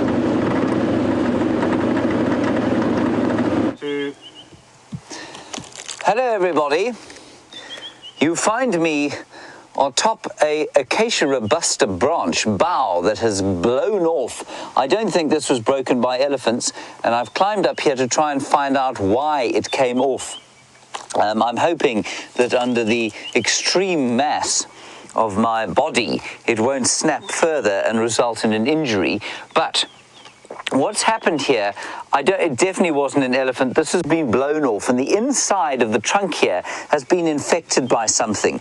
And quite interestingly, which you can't see from where you are, of course, well, you can see there's a swelling over here. Part of that would have just been the attachment of a large branch to the tree, but part of it, I think, is probably an infection. And if you look inside here, which I will do for you, the entire inside of the tree is rotten. So something has rotted this tree. I suspect some kind of a fungus. There you can see the wood has totally disintegrated in the middle, and eventually I believe that it gave out the strength required to hold up a bough of this size. Eventually just wasn't there, and so it would have snapped off in a strong wind, and that's what's happened. I also hope to try and find some acacia gum here that we could have a taste of, but I can't see any fresh stuff. There is some kind of crumbly stuff that I'm going to bring down to you, and you and Andrew can have a taste of it shortly. It's this sort of crumbly, it's where it has definitely bled, this tree, and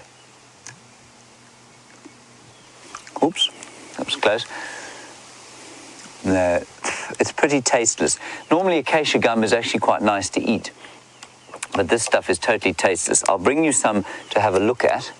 Just cut a little bit off with my knife, which is no longer very sharp. I need to get Steph to sharpen it for me.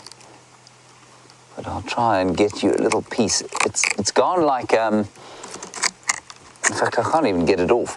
It's gone like the top of a creme caramel. You know, that kind of fired sugar that gets blowtorched. That's what it's gone like under the influence of the air. Anyway, so that's Acacia robusta, and a rather special tree, I think. Nice bough, and of course, when a tree like this does fall down, it's not the end of the world for the tree. The tree will probably survive this, but it's also a boon time for various other animals. And it'll be fascinating to know how long this wood will last here, because I suspect that within, say, 2 years' time, this wood will have disintegrated completely. It would have been eaten by the termites, eaten by the borer beetles, eaten by the fungus. And it's a whole new ecosystem created all on its own, just from one breath of wind that blew slightly too hard and pushed off this tree. Marvelous. Whoops, again. Let me get off here before I do myself an injury.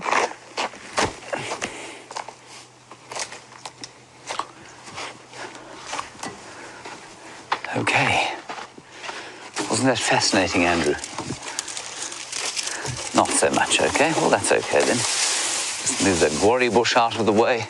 Lots of elephant damage at the moment, of course, and especially when you're driving off-road. But that's too big for an elephant to have pulled off. They could definitely push over a tree that size. But to have grabbed it with the trunk and pulled it off, I think, is highly unlikely. Right. On we go.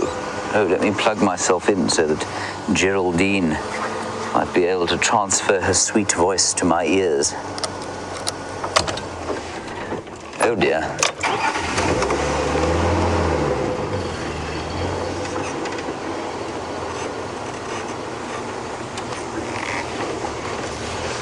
Now, I must just admit to you that I am seeing no tracks at all. We will keep looking for other interesting things.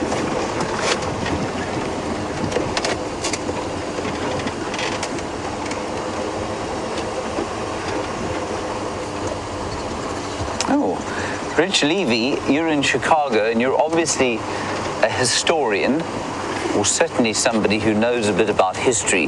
Now, north of us, everybody, is a reserve called the Manyeleti. And the Manyeleti is part of a network of reserves that aren't part of the Kruger National Park proper, but are unfenced to it. And so we got the Sabi Sands here, the Manyeleti, and then the Timbavati, or Associated Private Nature Reserves, to the north of that. And together they make up about 200,000 hectares of land. And sandwiched in the middle there is the Manyeleti. And Rich Levy, you want me to talk about the role of the Manyeleti and where its role during apartheid. Now, I don't know how much many of you know about the history of our troubled country, but it was a very troubled history, to the extent that we had an extremely prejudiced government, of course, until 1994. And after that, well, that was the sort of birth of our democracy. And what it meant was that all public facilities and public spaces were segregated into spaces for black people and spaces for white people. And mostly everything was for the whites, and the black people got the short end of the stick. But one thing that they did have was a small piece of land called the Manyeleti, and that was supposed to be the black man's game reserve. So whites had the whole of the Kruger National Park, and blacks had a tiny piece called the Manyeleti Game Reserve. And so that's the apartheid history, Rich Levy, of the Manyeleti. That's not the case anymore. The Manyeleti is now still owned by it's not owned by the National Parks Board. It's still run by the Provincial Parks Board, the Mpumalanga Parks. That's the province that it's in. And it's now got public camps. It's obviously open to everybody. All of the Kruger's open to everybody. But it's also got a couple of very beautiful commercial lodges one of them is called Tinswalo, and the other is called Honey Guide. and they're very, very nice places to go and visit. I think the Manyeleti is a gem. It's a very beautiful and very underutilized reserve. The other thing that it's done, though, of course, is create great conflict. And with the advent of democracy, people have been squabbling over land, quite rightfully so, you know, worried about reclaiming land that their ancestors had. And so there's a tremendous fight over who actually owns the Manyeleti at the moment. Various communities are at war with each other, saying, will we own it? No, will we own it? And of course, whenever there's a process like this, the actual voice of justice gets completely lost in the maelstrom of charlatans that immediately come out of the woodwork. So it is quite a conflicted space, the Manyeleti Game Reserve, but a very beautiful spot.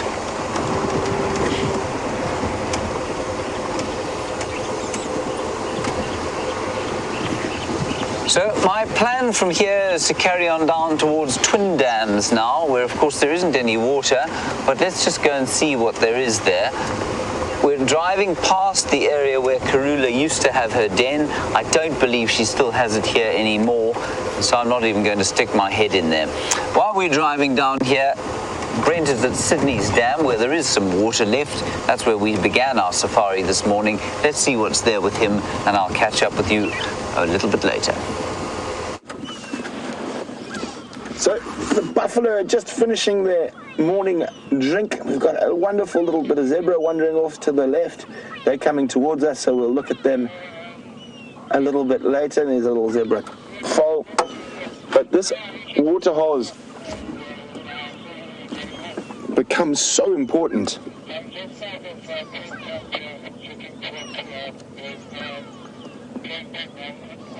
to all the animals in the Manyeleti and the Sabi Sands. So these buffalo herds look like they come in from the Manyeleti throughout the day. I think it's multiple different herds. With buffalo have the choice, they will drink twice a day. In the dry season, sometimes only once a day because of the distance between food and water.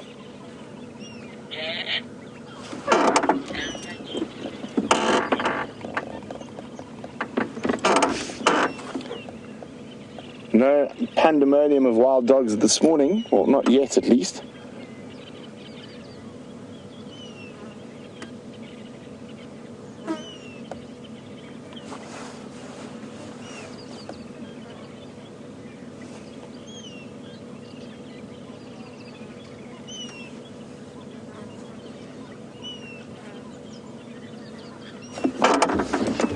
So this Lapa is wondering if a crocodile might use that hole. It's a bit far to have a look at that hole. It is possible. I think it's a little bit.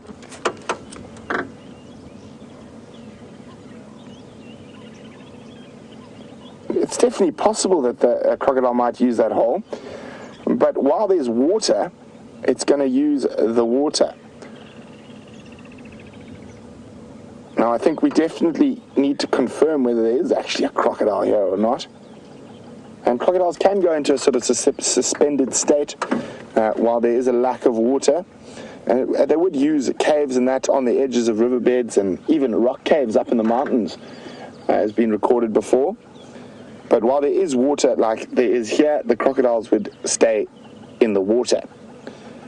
So I think the best way to find whether there's a crocodile here is to come here at night with a spotlight and see if their eyes shine. It is very, very possible that there's a crocodile here. It could have moved from the Manyeleti, it could have come from somewhere else in the Sabi Sands to take advantage of this water that's left in Sydney's. And there's some hippos that are still in there. You can see them between the dead trees or to the right of that right-hand dead tree.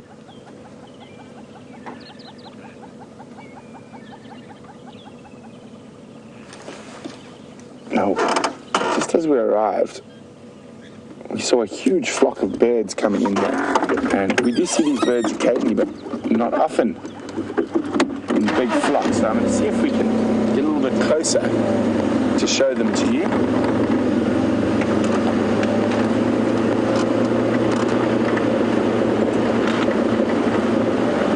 These all seem to land in one particular tree.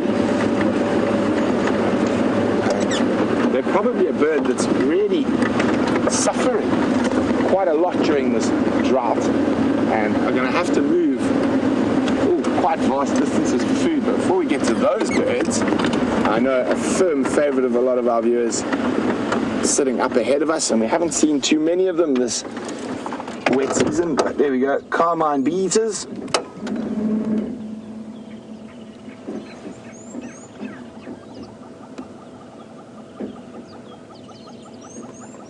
Warming up in the morning sun, doing a bit of preening.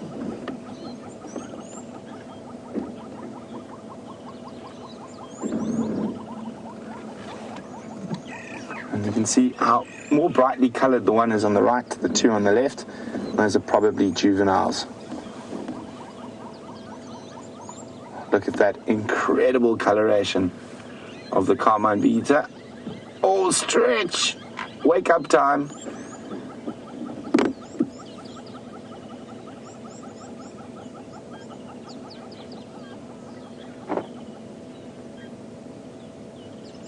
See now, the other two on the left are still sort of hunched up in the sleep sort of mode and puffed up, getting some morning heat. One on the right seems to be done preening and almost ready to head off in hunt of insects. Just watch how the head's moving. It's become far more alert, looking for any possible flying insect about.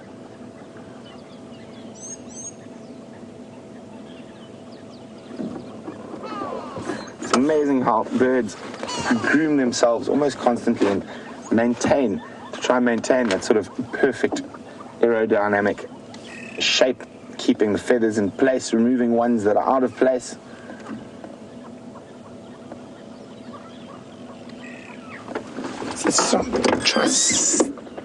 Oh, and as I said that, off, well, wait.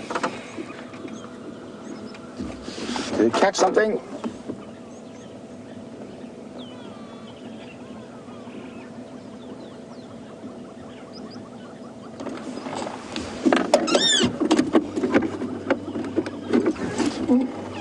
And there's a bird of prey we actually don't see too often. And I think that, here we go. Look at him go. Very distinct shape to the tail and a very distinct beak. Nice, Brian.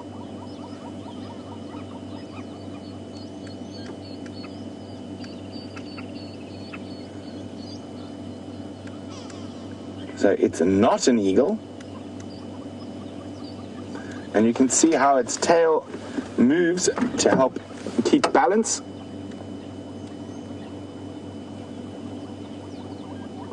So these are hunters, and they are the sort of lower areas. They don't fly as high as the eagles. They hunt very much like this, scanning carefully over the ground. You can see how it's watching the ground, looking for insects or rodents, or even baby ground nesting birds occasionally. And this is also a migrant, and they migrate all the way from Mongolia and Russia. But it's not an eagle. So for our birders out there, I wonder if any of you guys know what it is just yet. Definitely, I'm having a lot of fun with the bird quizzes this morning. I hope you guys are too. And who knows what bird that was? If you do, send your answers through to questions@wildearth.tv or use the hashtag #SafariLive on Twitter. Well, let's try sneak a little bit closer to these carmine bee-eaters.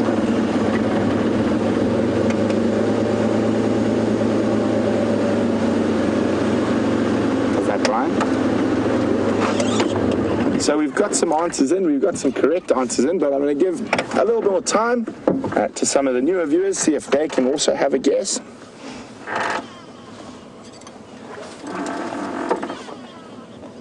Here we go, look at the beautiful colors on that carmine.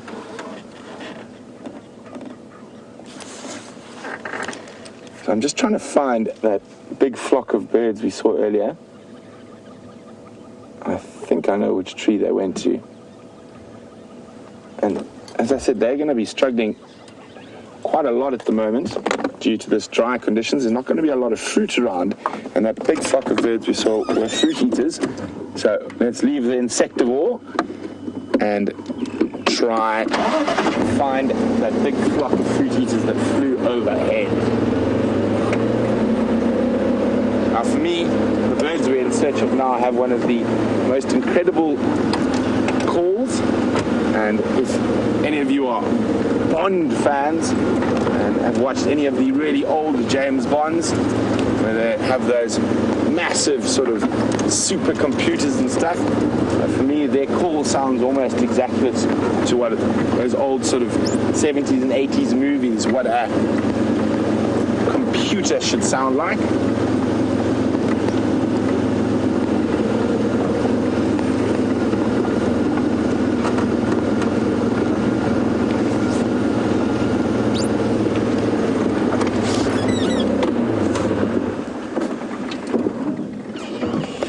Have a look into this brown ivory. I don't want to go too close. I think they flew into there, Brian.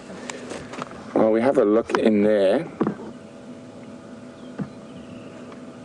Well done to R.C., Gerard, Sacrosant, and many others who got that predatory bird correct. It was a yellow-billed kite.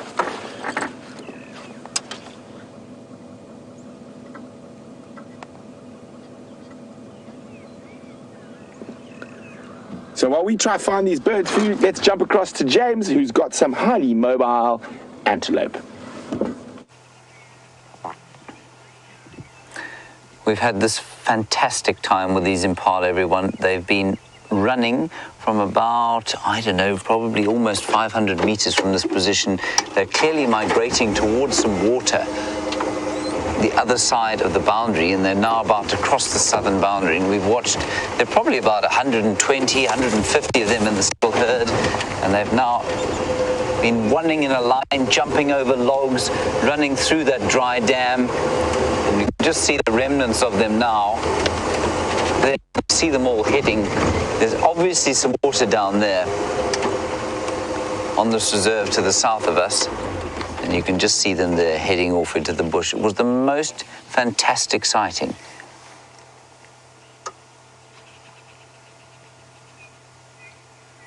Isn't that beautiful? Now they are, of course, highly water dependent, which means they cannot do without water. They must be around water. And I think what you'll find now is that the forage is becoming more and more sparsely distributed, which means that they're going to have to move further and further away. What's the matter? Oh, Andrew has found him a slender ant on his hand that he wants to show you. But so there's the ant. That is a slender ant. Normally lives in an acacia thorn, actually.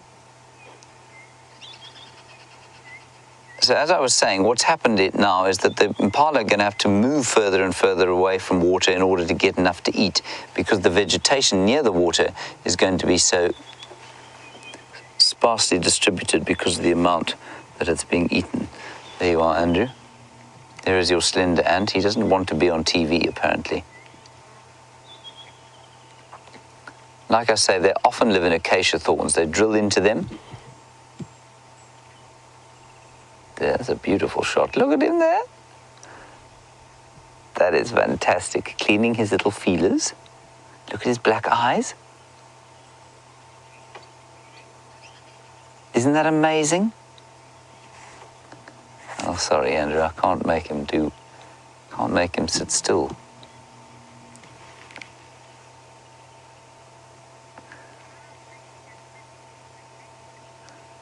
All right, let's quickly go across to Brent. He's got a giraffe drinking at Sydney's dam. So while we were searching for those birds, I spotted some giraffe coming out of the woodland to come have a drink at Sydney's waterhole. So he was drinking. Hopefully he'll drink a bit again. Now for a giraffe, this is a time of great danger while drinking, heads down. If there were lions about, this would be the time that the giraffe would feel most threatened. Incredible system of valves in a giraffe. Now you can imagine being that tall, when you pop your head down for a drink, all that blood rushing down towards your head, because they do have an incredibly large heart.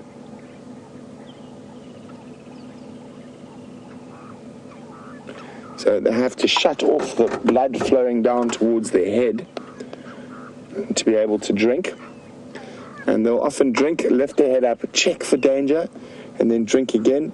There were a couple of others behind this one, but I can't see them just yet. There we go.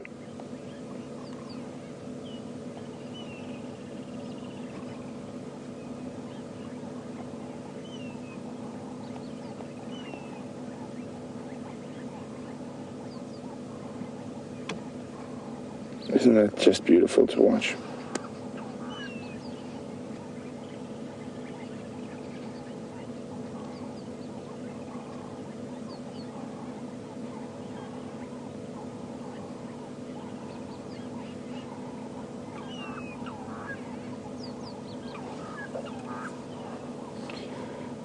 I mean, a big male giraffe can stand about 6 meters in height, which is about 20 foot. And weighs well over a ton, so over 2,600 pounds. So it's a massive animal. The biggest recorded giraffe was nearly 2 tons, 4,000 pounds.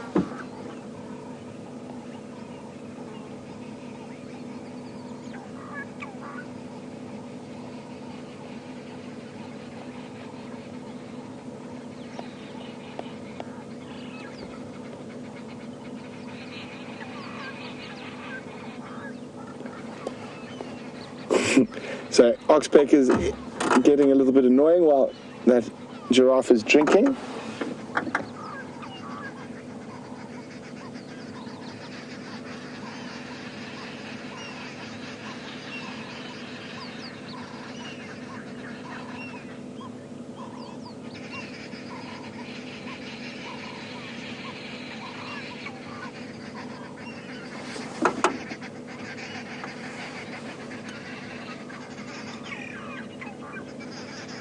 So I was hoping the other giraffe might come down to drink. There was a youngster with them, but we can't see them from where we are here.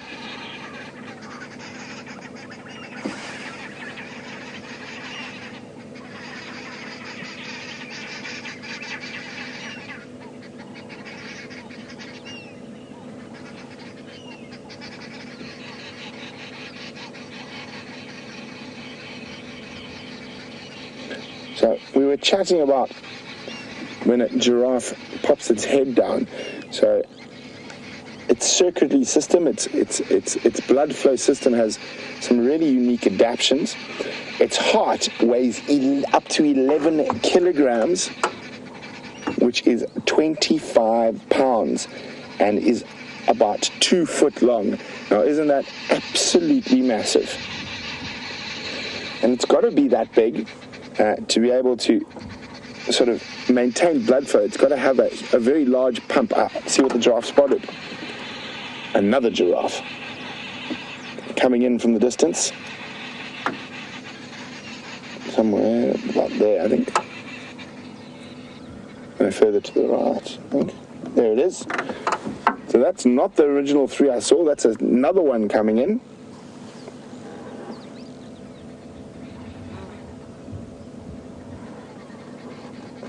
We were just chatting about giraffes' hearts.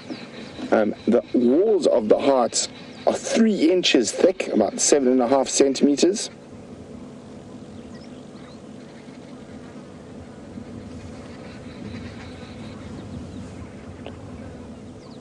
So I think we'll wait for this other giraffe to come down. It looks like they might meet up. But James has got one of the most rare birds in the Sabi Sands while we stand by with these giraffe. Now, that large turkey-like bird is called a ground hornbill, and it has a kill of some sort. I'm not sure what it was. It took it behind that bush as we came up here. And they're totally carnivorous, those hornbills. And I don't want to move because I think it'll run away. Let's maybe just sneak forward. Famous for eating tortoises. I don't think that was a tortoise. It didn't look like it had any shell attached to it. May have been a tortoise. But it picked it up here. It killed something there. Ooh, that's exactly what it was, Andrew. It's a shell of a snail, right? Yes, a giant land snail. So it picked the giant land snail out of its shell and devoured it. Escar breakfast. Where's it gone? Oh, there it is. It's still hiding behind that bush. It's very clever in that way. There he comes.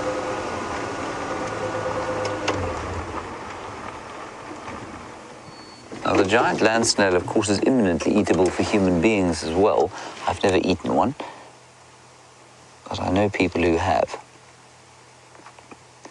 That is a beautiful, beautiful view of a ground hornbill. Not very closely related to the other hornbills. Isn't he lovely?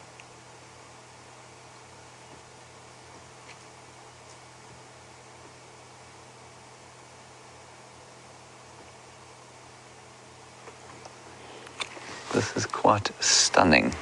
I'm just going to try and ease back a little bit again.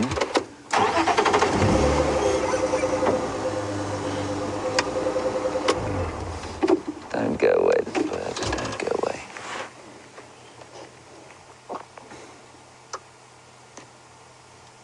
Those red wattles, or sort of red protuberances on his face, indicate what sex he is. Now, the females do have those too, but they've also got a blue patch in the middle. He didn't have that. So I think that's a male.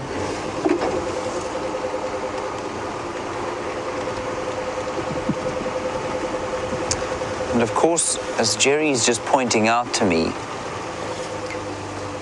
there is a lot of research done on these birds, and therefore he might have a ring on his foot. And I'll just check. I did look at his feet quite closely. I don't think there was a ring there. Lots of research goes on with these birds because they are so endangered. I don't see a ring there on the feet, no. What's interesting is what they do is they lay their eggs. They live in a flock, so to find one on his own like this is quite unusual. They live in a small flock of up to sort of 5 or 6 birds. They only breed for the first time when they are 9 years old, so very long time before they reach sexual maturity. It's definitely a male, that one. And then they fly up into an enormous tree cavity. He's found something else to eat, possibly a termite. They need an enormous tree cavity in which to nest. I mean, you can imagine that bird is like an enormous turkey. He stands about 2.5 feet high. So you can imagine the size of the tree cavity that he would need in order to nest.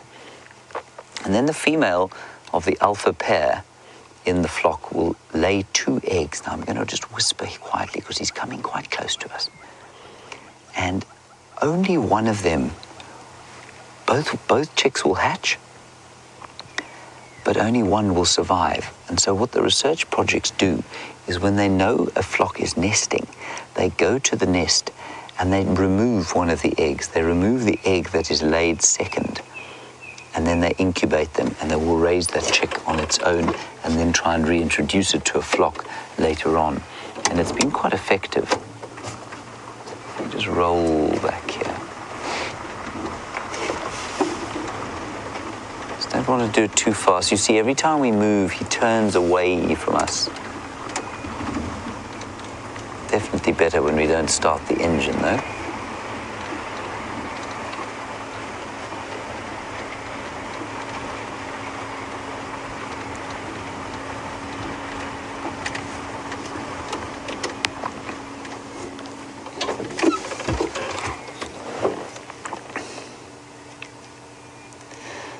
Patricia, very good question. While he's walking along the ground and hiding behind a tree, you want to know if they fly or if they're strictly ground birds. Patricia, they fly very well, but they're very heavy, of course, and most of their hunting is done on foot on the ground, but they do fly. In fact, the only flightless bird that we get out here is an ostrich. If you are unable to fly out here, it normally means you will be eaten within seconds. So the only place you really find flightless birds, he's got something else there to eat. It looks like a grub. Hey, Andrew? It looks like a bit of a Like a shell or something. Shell. It's hard to see. No. Maybe a grub. I wonder if he's probably also very good adept at finding where dung beetles have buried their, he didn't like it, where dung beetles have buried their balls, because in those balls, of course, will be very succulent little grubs to eat.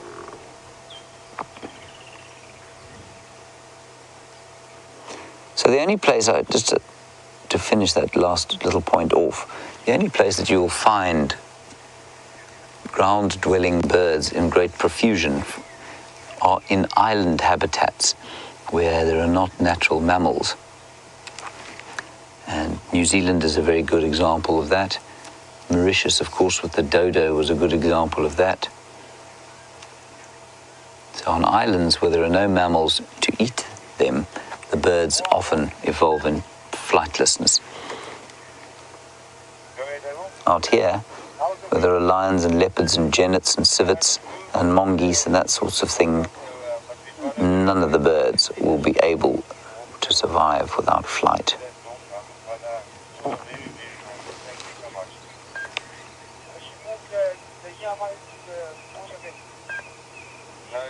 Stunning.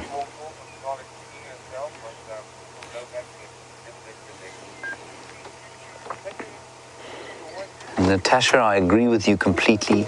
An enormous privilege to be so close to this endangered hornbill. Brent is with 5 giraffe now, if you can believe it. So let's go and have a look at them. I'm going to head to Arathusa to just get an update from there.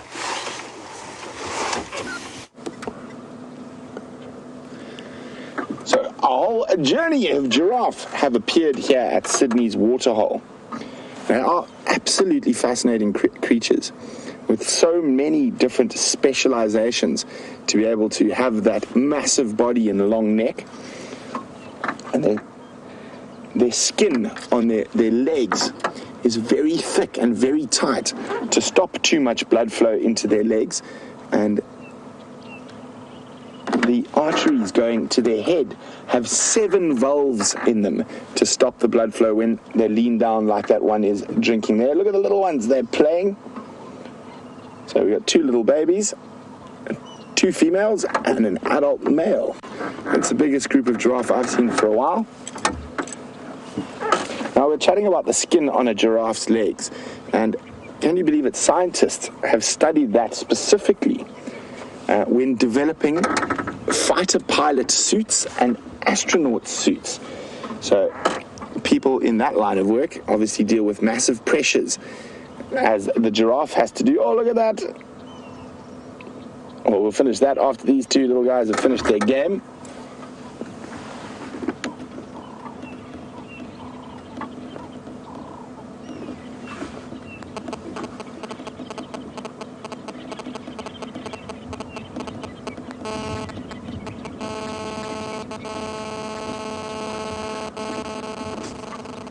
So, just to finish off on the fighter pilots and astronauts and what they have to do with giraffes.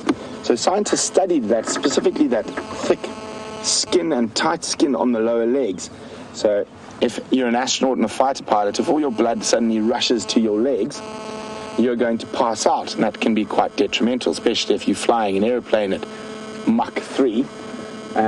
So some of those developments came from studying a giraffe's skin and their vascular system. There's a hippo on top of the damn wall as well. So Emily, who's 10 years old in the very cold country of Canada, who's watching with her mum, hello mum, hello Emily, is wondering how long can a giraffe live for?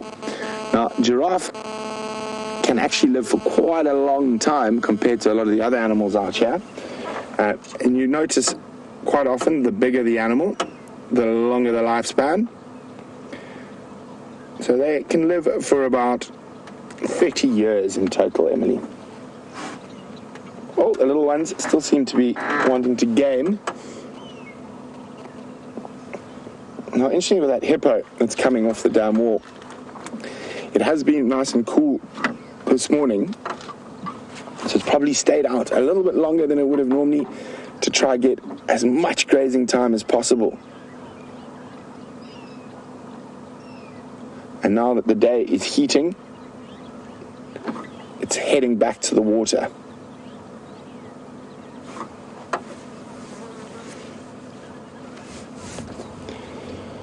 So Donna in Rhode Island is wondering, is it normal for giraffe to be in a group? She thought they were solitary. The males are sometimes solitary, moving between different groups, but it's actually quite common for giraffes to live in little herds or little family groups.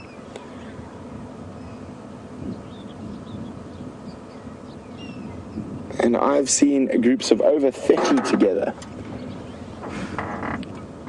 Now, that is generally in areas with high concentrations of acacias. So about 60 kilometers to the east of us here on the, oh, look at that, brocking and bronking almost. Bucking and bronking. Thinks it's in a rodeo.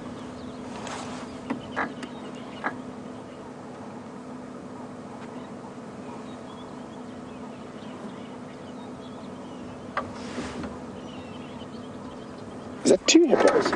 Or one? No, it's just one.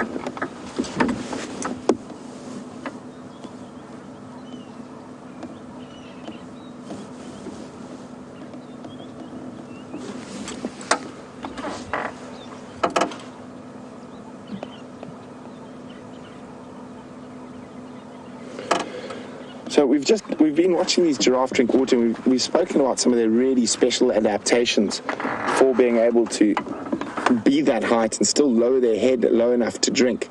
And Matthew in Michigan is wondering, do they suck it up like elephants or do they lap it? Well, Matthew, they lap it. Oh, the little one's still on the charge. So they lap it up with their tongue, Matthew. They don't suck like elephants. And Matthew's also wondering how long it takes, how long they can drink before they have to raise their head. Matthew, probably not much longer than a minute. Obviously, there's great pressure build up. And also, they like to keep their eye open on any potential predators, because this is when they're at their most vulnerable. There's an impala walking towards them as well. Here we go, she's going to drink now.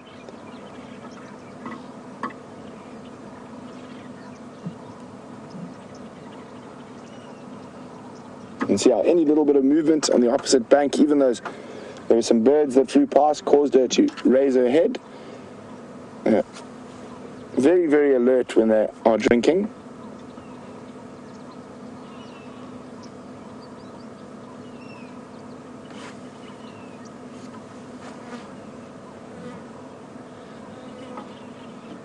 It is great to see a nice little group of giraffe.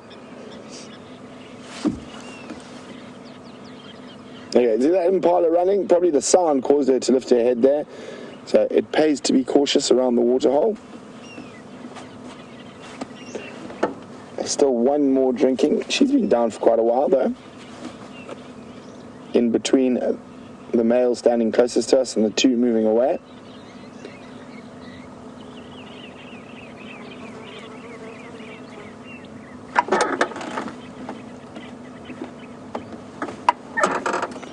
And I think they're going to move off now. I think we're going to do the same. And before we go, you can see there's a hippo up there. There's still some, looks like the buffalo have settled very close to the water for the day. You can see them lying down. And they're going to start ruminating. So they've probably traveled a vast distance to get here to have a drink. So I think we're going to sit down, have a lie down, chew the cud, and possibly take advantage of this water again a little bit later in the day.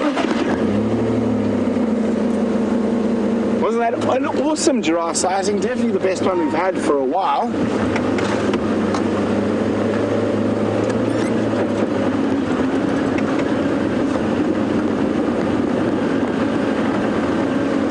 As we move away from these giraffe, I've got a last few couple of fun facts.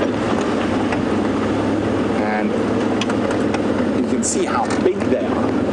So, who would like to guess how long their intestines are? How long is a giraffe's intestines?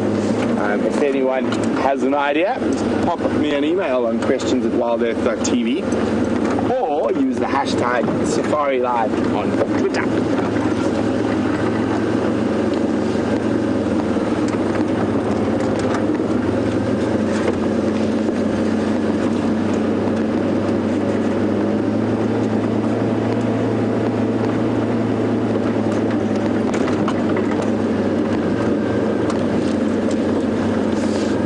Unfortunately, we couldn't find that big flock of birds. When I was chatting about a little bit earlier, I did mention that they made a sound that sounded like an sort of old 80s villain supercomputer while he was planning the destruction of the world. So I'll definitely play you their call and show you what bird it was.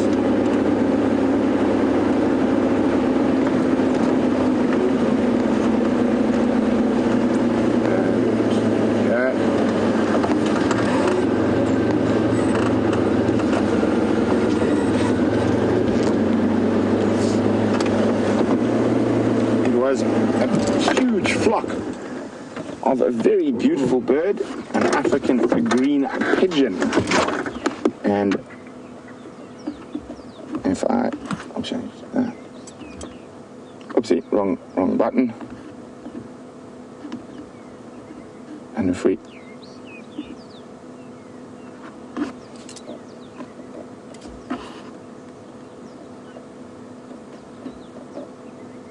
can you hear it? Am I being quite often technology beats me? Let's try again. Here we go.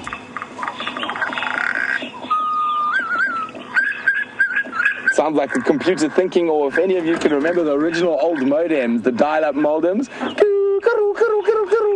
So either a 1970s Bond villain computer thinking, or if any of you can remember the old dial-up modems. It sounds very similar to that to me. Brian's nodding when I say dial-up modem. So, there we go, African green pigeon.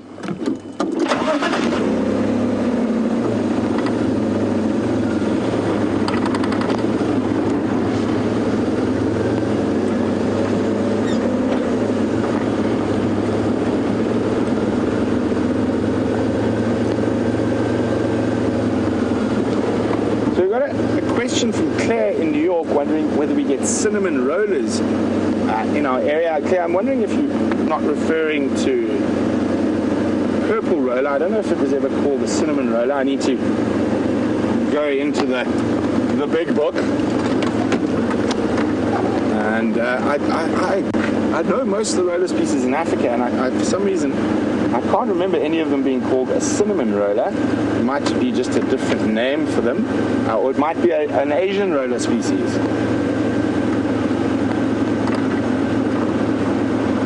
So I know there are roller species in Asia and India, so it could quite easily be one of those. And find the rollers.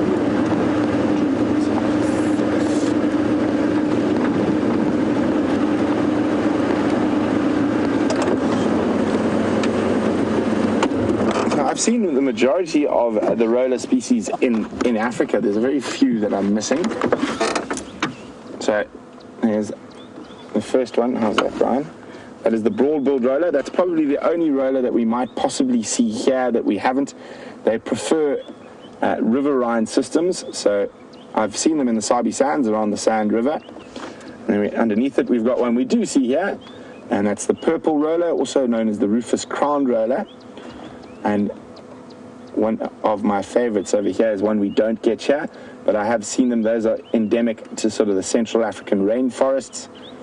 and that is a blue-throated roller. And here we go, European roller, another one we commonly see here. The Abyssinian roller is one of the only rollers I haven't seen, and that occurs sort of Ethiopia through the Sahel regions into West and North Africa. The lilac-breasted roller, a firm favorite. We've even seen one this morning. The racket-tailed roller, which is quite a rare bird in South Africa, but quite common in Zambia and southern Tanzania. It's a Miombo specialist. It likes a very particular type of woodland. And then the only other roller I haven't seen, and that is the Sahel. It's also from the Sahel region up in West Africa, and it is a blue-bellied roller. I think that should be all of them. Yep, then we're on to the bee-eaters. So out of all the roller species in Africa, and there's only two I haven't seen. I've never heard of a cinnamon roller. But as I said, there are rollers in Asia and India. Maybe if you guys can check on Google for me if there is a cinnamon roller and where it's from. And obviously I'm going to have to add that on my to-do list to go find cinnamon rollers wherever they might be in the world.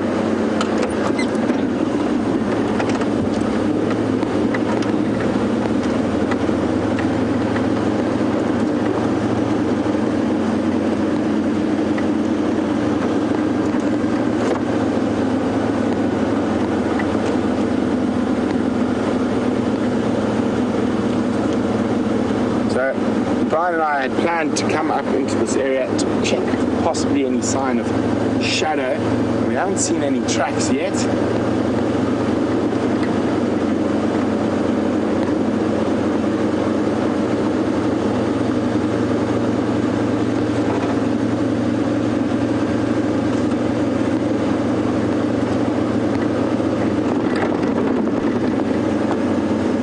Lots of elephant and hippo moving through here during the night. And then you can see that cloud cover is coming back in again.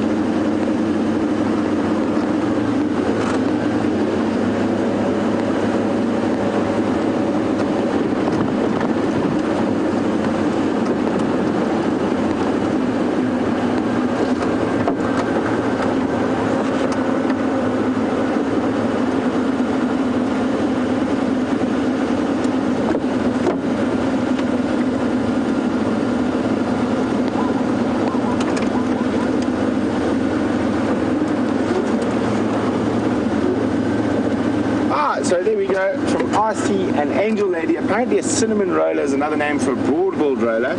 I've never heard that in all my years of birding, so you learn something new every day. Thanks for that. They do occur in the Sabi Sands, but as I said, they are far more attracted to riverine areas, so where there's permanent waters or big riverbeds. The Moati, I'm afraid, probably a little on the small side. So I have seen them in the Sabi Sands, but further south, along the Sand River and along the Sabi River. Actually, you see them quite commonly on the Sand River.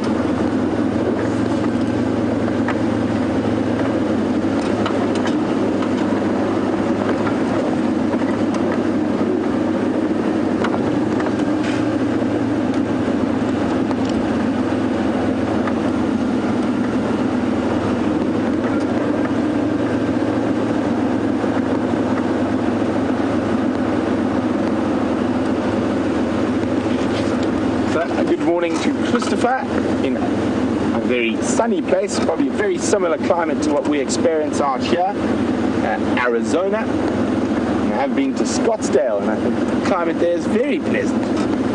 And Christopher said he's curious about the names of the animals. Who would have named them apart from the local people?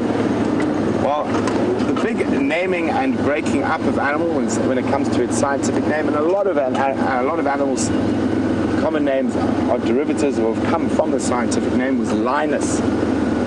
Linus was the man who sorted out how we describe families, species, orders, all that. And, well, let's take a giraffe, for example, which we saw a few moments ago.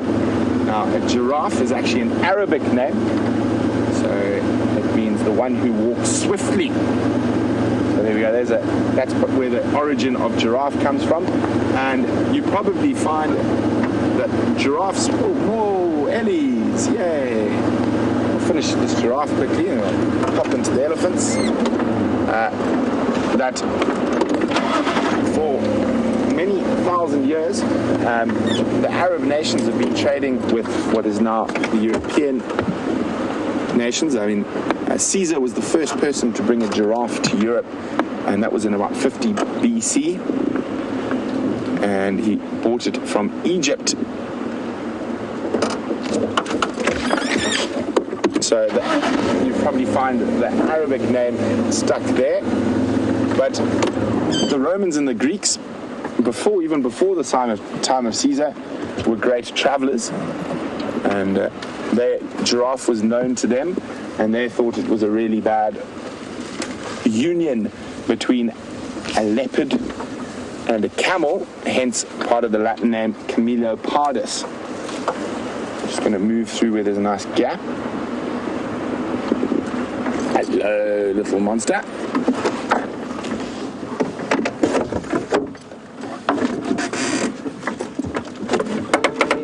And here we go. Elephant, I'm actually not 100% sure where elephant comes from. The Latin I do know, or the scientific I know where it comes from. And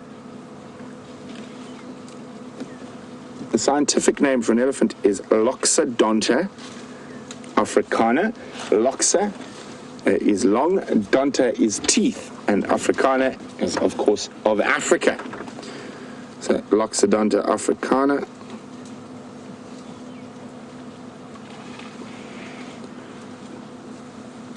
I'll try have a look here if I can see where the word elephant comes from.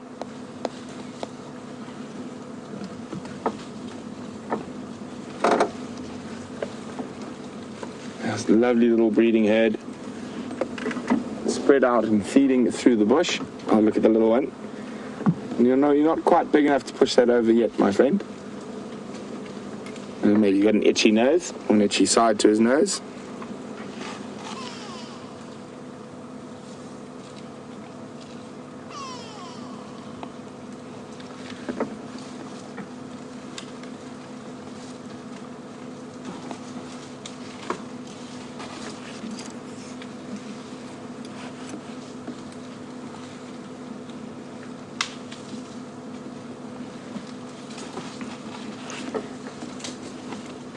So Virginia in Kentucky is wondering, what would elephants eat if they had an upset stomach, and do they ever throw up? I've never actually seen an elephant throw up. I've seen them spit out sort of balls of vegetation that they weren't too happy with after chewing. Obviously it didn't taste too nice, but I've never actually seen them throw up. I'm sure it is possible.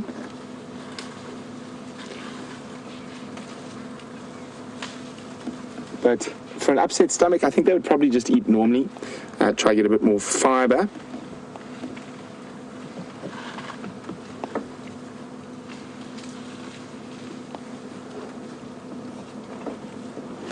So I'm not actually sure where the word elephant comes from. I think somewhere in the recesses of my memory, I think it comes from ancient Greek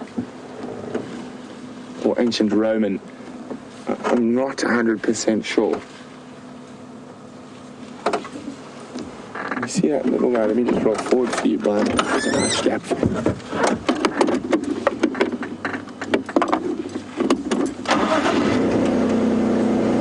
Go forward. There's a tiny little one. He's playing with his chunk, trying to get it to work. There we go.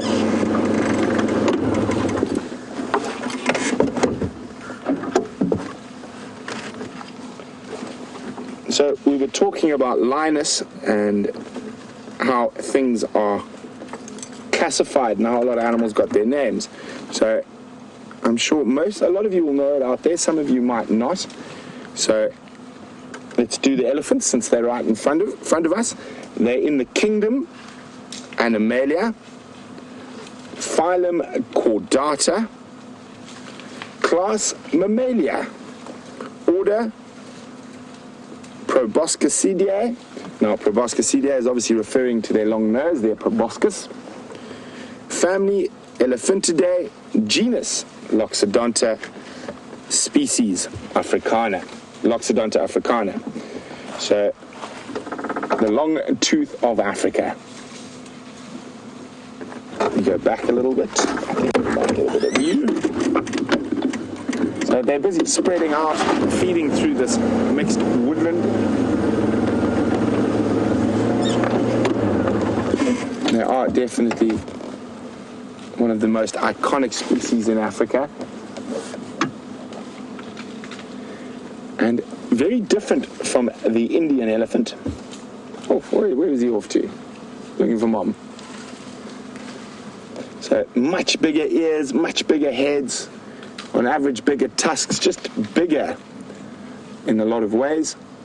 And the skin is slightly different as well. You often notice that pink pigmentation on Asian elephants.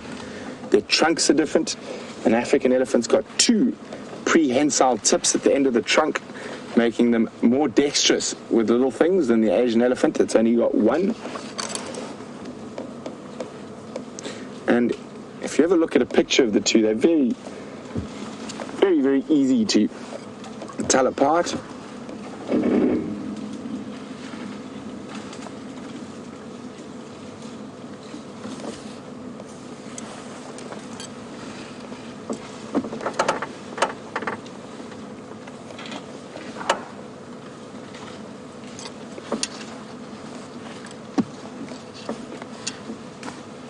So Siberia Zumi is wondering whether African elephants were ever used for war, like the Indian elephants were.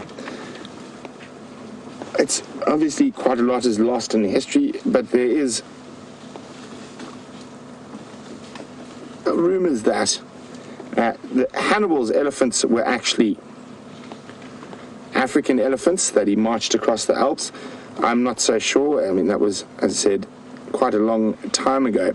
The only known use I know of African elephants was in the Congo rainforests during the times of the King of Congo, or the King of Luongo, who controlled the whole western coast of Africa from what is now modern-day Angola all the way up to the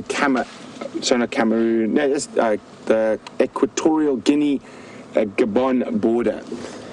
And they used forest elephants, tamed forest elephants, which are quite a bit smaller than the African elephant, as logging machines to drag and move big logs in the forest that they used for building. I don't know of any case of them ever being used for war. And it was only that very specific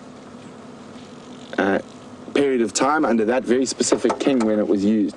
And that culture of using elephants for logging seemed to fall away quite quickly.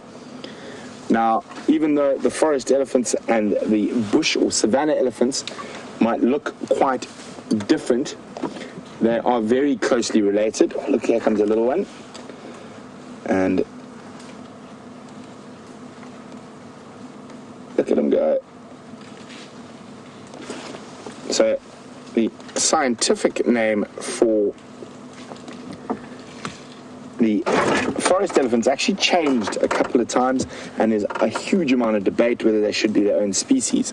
But judging on the fact that they are able to mate with each other and crossbreed, they are probably just subspecies, and they are very closely related. They've just got different physiological adaptations for the areas that they live in.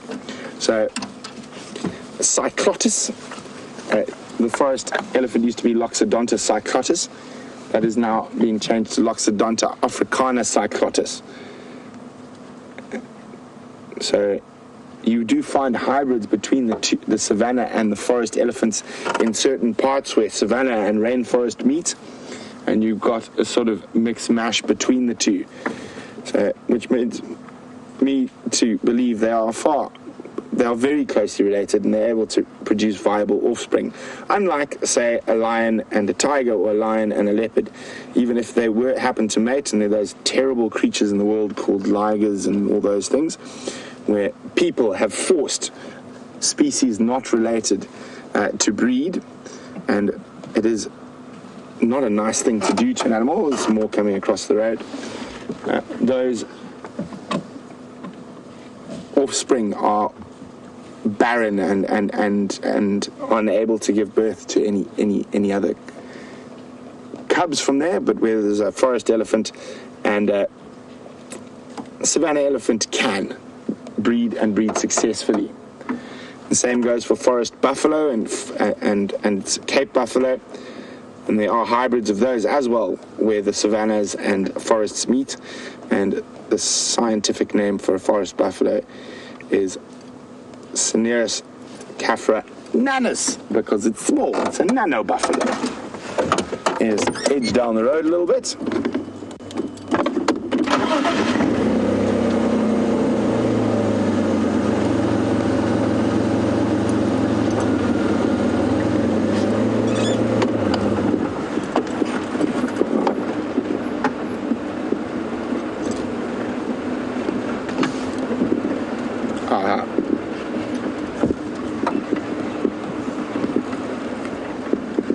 So thanks very much, Lady Luga. Oh, yes, hello, mister. Who has sent through where elephant comes from. It is the Greek for ivory, but at the first time it appears in Old English, and this is from Freedom Believer. Thanks, Freedom Believer. Is in the 13th century. Oh, itchy ear. So thanks to Lady Luga and Freedom Believer, and you've helped me brush up on my elephant knowledge. That is the wonderful thing about being on these live interactive safaris, that you guys are able to help us when we get a little bit stumped by certain things.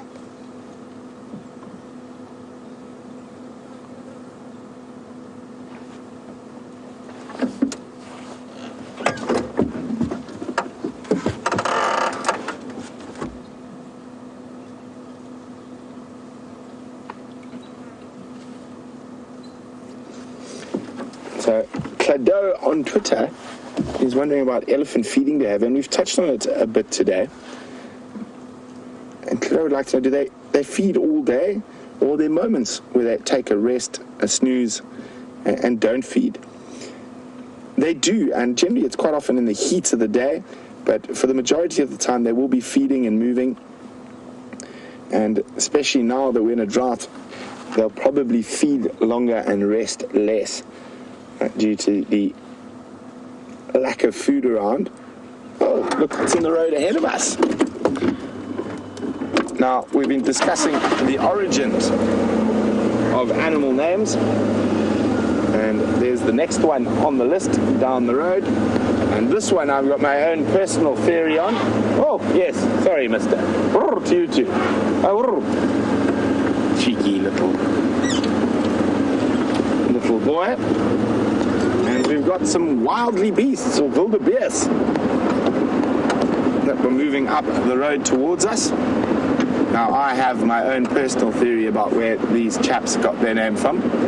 So, wildebeest basically translates to wild cow in Dutch, and the first Dutch settlers to arrive in the Cape of Good Hope, or it wasn't called the Cape of Good Hope back then, it was called the Cape of Storms. Very risky area to take your ships through, and they used to stop at what is now Cape Town to fill up with water, and there would have been wildebeest there, and I think it's possibly one of the first animals that was ever seen, and the first Dutch sailors moving through that area would have noted that it looks sort of like a cow and would have called it a wild cow.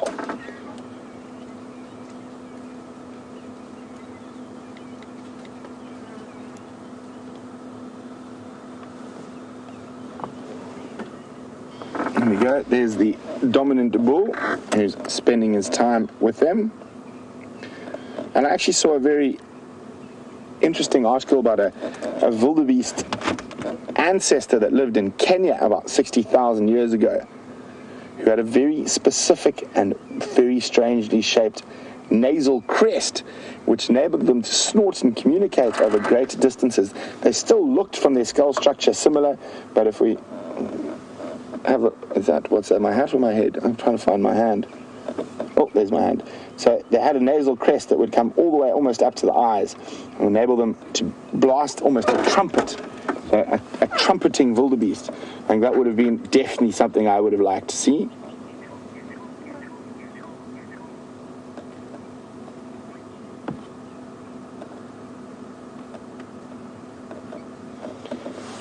So there are definitely various different types of wildebeest, but we can discuss those a little bit later. And let's go see what James has got on Arethusa. Right, hold on to your seats, everyone. Here we have a red-breasted swallow, too, a pair of them, and Andrew is managing to track them incredibly. Look at the way they fly. Just bear with us. It's not easy work here. And if you get seasick, maybe just step away from the screen slightly. Isn't that amazing? Look at the way that bird flies, like a little fighter jet. And the speed with which it's able to change direction is quite astonishing. What it's doing, it's hunting. It is catching insects on the wing, and it was flying very close to the ground before we came live, and possibly picking insects off the ground. Well, not picking them off the ground, but picking them up as they take off. And they used to say, you know, when swallows were flying close to the ground, it was an indicator that rain would come. Well, that has clearly been misproven as an old wives' tale, because there is not going to be any rain here today. There were also some Birchall starlings around and a Senegal lapwing. And what I want to do is just reverse slightly. I think there's probably some kind of insect emergence, perhaps some termites flying around, and that's why the swallows are out. You can see the swallow again. I'm not going to ask Andrew to try and film him again. Oh, he's coming this side. And just behind us, we'll have a look at these Senegal lapwings. Oh, Battalier, right above us.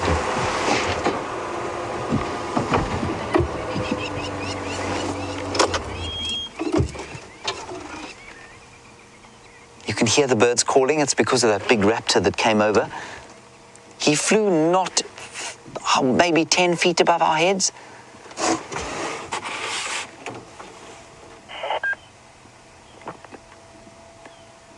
Shallow wing beats, typical of the Battalier. Isn't that wonderful? Beautiful shot. So actually, nice to compare the different flight patterns of the swallow and the Battalier. Now, the swallow, of course, must have a long tail because it needs to change direction at an astonishing rate. The Battalier needs a short tail because it is a soarer. It glides and it doesn't need to change direction very fast because it doesn't hunt things on the wing. It will either hunt things on the ground or actually predominantly scavenge. And so it doesn't need the same maneuverability that something like that swallow has. The swallow's tail is quite long. It's able to open up and close down, so it reduces drag, then increases drag so that it can pull the most incredible G-force as it turns. The Battalier, much more smooth.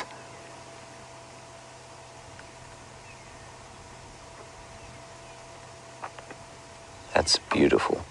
So we know with the swallow, for example, that their ability to change direction is such that the G-force that is exerted on their brains is larger than the G-force that would be exerted on the brain of, say, an F-16 or F-22 Raptor pilot. So a modern-day fighter pilot could not come anywhere close to coping with the G-force that a swallow puts on its brain. So they have the most incredible system to deal with the incredible G-force that they do. They'll be flying along at 60 kilometers an hour. That's what, probably 45 miles an hour, and they'll change direction immediately.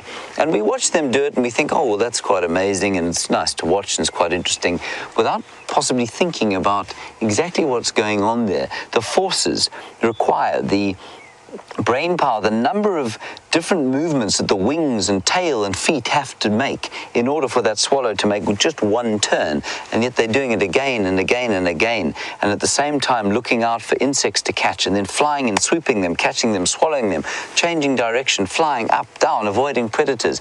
It's an astonishing array of different processes that this bird has to engage in, and one that I think even the most modern computers would struggle to emulate, and I think it's just incredible. Right, we're on the Arathusa International Airstrip, which is appropriate for looking at flying things, I suppose. There doesn't seem to be a great deal. There are a couple of impala here. We did do a drive off to the far west of Arathusa and found nothing there, I'm afraid.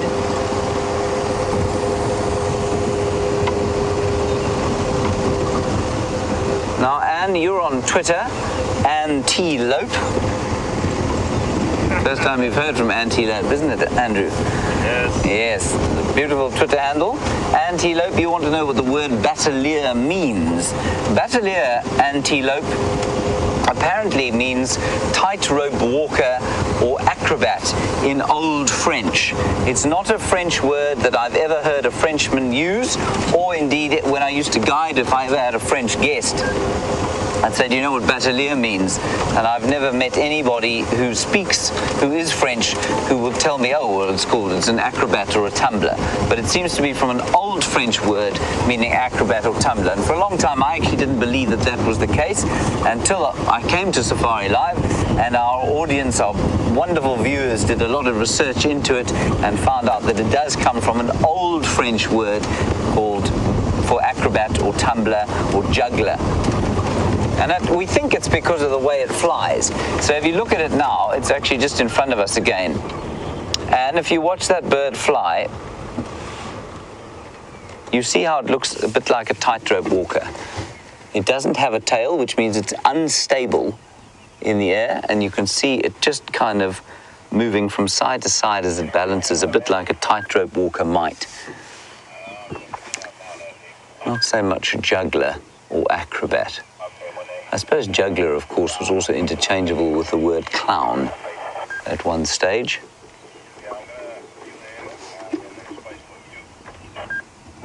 That's stunning. That's a female, Mrs. Battalier. Much easier to follow Mrs. Battalier with this camera than it is a swallow, putting the most tremendous G-force, going from 60 kilometers an hour to 0 and minus 60 within a few seconds. Beautiful. Well done, Andrew.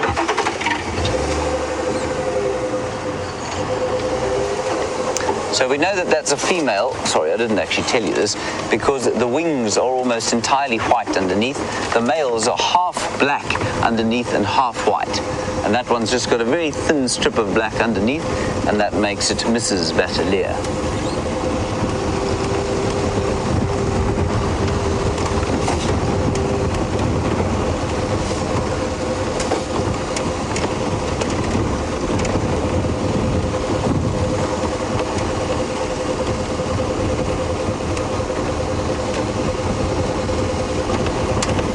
Nice question from Eric in Virginia Beach, which I've always thought sounds like a wonderful place to go and see. Eric, you want to know, you say that in the United States, when birds migrate, they migrate through specific flyways. And do we have those sorts of things here? And is Djuma perhaps in a flyway? And is the lack of, or is the drought affecting the number of birds that we have here at the moment? So lots of different questions. Yes, birds do have flyways here when they're migrating. We're kind of at the bottom end, though, of a migration, so we would never be part of a flyway so much. I'm sure there are some birds that would fly periodically over us just from the south on their way north, but we're pretty much as south as most of the birds will go. So they go north from here. So I wouldn't say we're ever sitting in an actual flyway as such. The birds are most certainly reduced, though. We know that from the dam, and that is really, it's very sad. And If you go further north in Africa, if you go through into Spain or across the Isthmus of Suez, for example, there are very definitive flyways there, and lots of birds unfortunately get caught and trapped and put in meals around those areas. Okay, let's head across to Brent. He's got some vervet monkeys to show you. We're heading back towards Djuma. Look at this, we've got two vervet monkey mothers with very little babies. Brian just described one as looking like a stick insect as it scuttled away from mom. Oh, aren't they just the cutest things? Very, very interesting animals. Quite a lot of research has been done on them, especially in wild populations such as this. And it serves as a sort of non-human model for understanding quite a lot of human behavior. And they actually share some very interesting things that is very prevalent in humans, such as hypertension and anxiety, and also in certain cases specifically around human habitation. They're one of the only animals that has become dependent on alcohol. So literally you can get alcoholic vervet monkeys. Who would have thought? So in areas where they've raided homes and things and have got a taste for alcohol, certain individuals have in the troop have become dependent on alcohol and aggressive, and showing very similar attributes to the sort of human alcoholics. So, and that is in a natural occurring troops that occur in the edges of cities and stuff like that, not out here. Let's try to sneak forward a bit.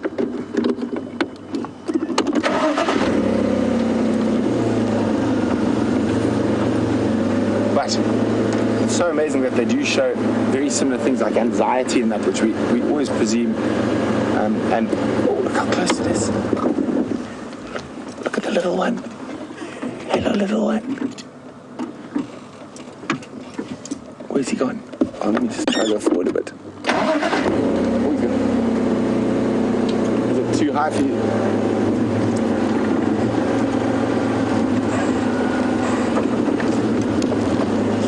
How's that, Brian?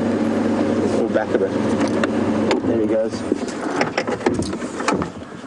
Oh, into the thickets.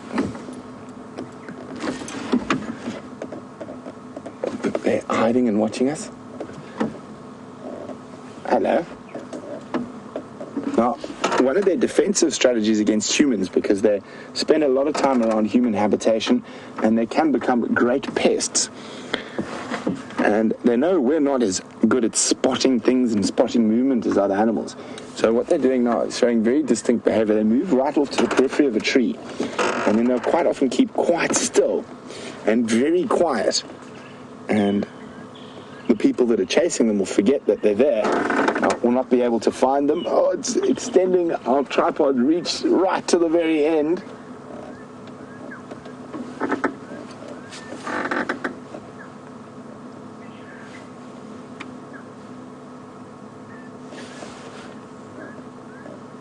Now, this is a monkey species some of you in the United States might see, and even though it is very much an African species, it's been introduced to quite a lot of states in the US. So if you've ever seen a vervet monkey in the US, I'd be fascinated to know. And there you go. You can get him there, Brian. Too high. Yeah, there we go. Looking down upon us. And the US states that it's been introduced to is Florida, Texas, Alabama, Louisiana, Arizona, California, and then also some of the islands, Cuba, Jamaica, Haiti, Dominican Republic as well, Bermuda, St. Kitts, Barbados. So very interesting. Now, in East Africa, I know of Sykes monkeys that have been introduced onto the islands off the coast, and they were introduced as food for the Portuguese soldiers that were based on those garrisons there. But very interesting stuff. So do let us know, even though it is close to the end of the show, what if you've ever seen a vervet monkey in the US of A, I'd be fascinated to know. But thanks for joining us on this sunrise safari. Catterday didn't quite work out, but hopefully it will on this afternoon with James and Jamie. See you on the Sunset Safari.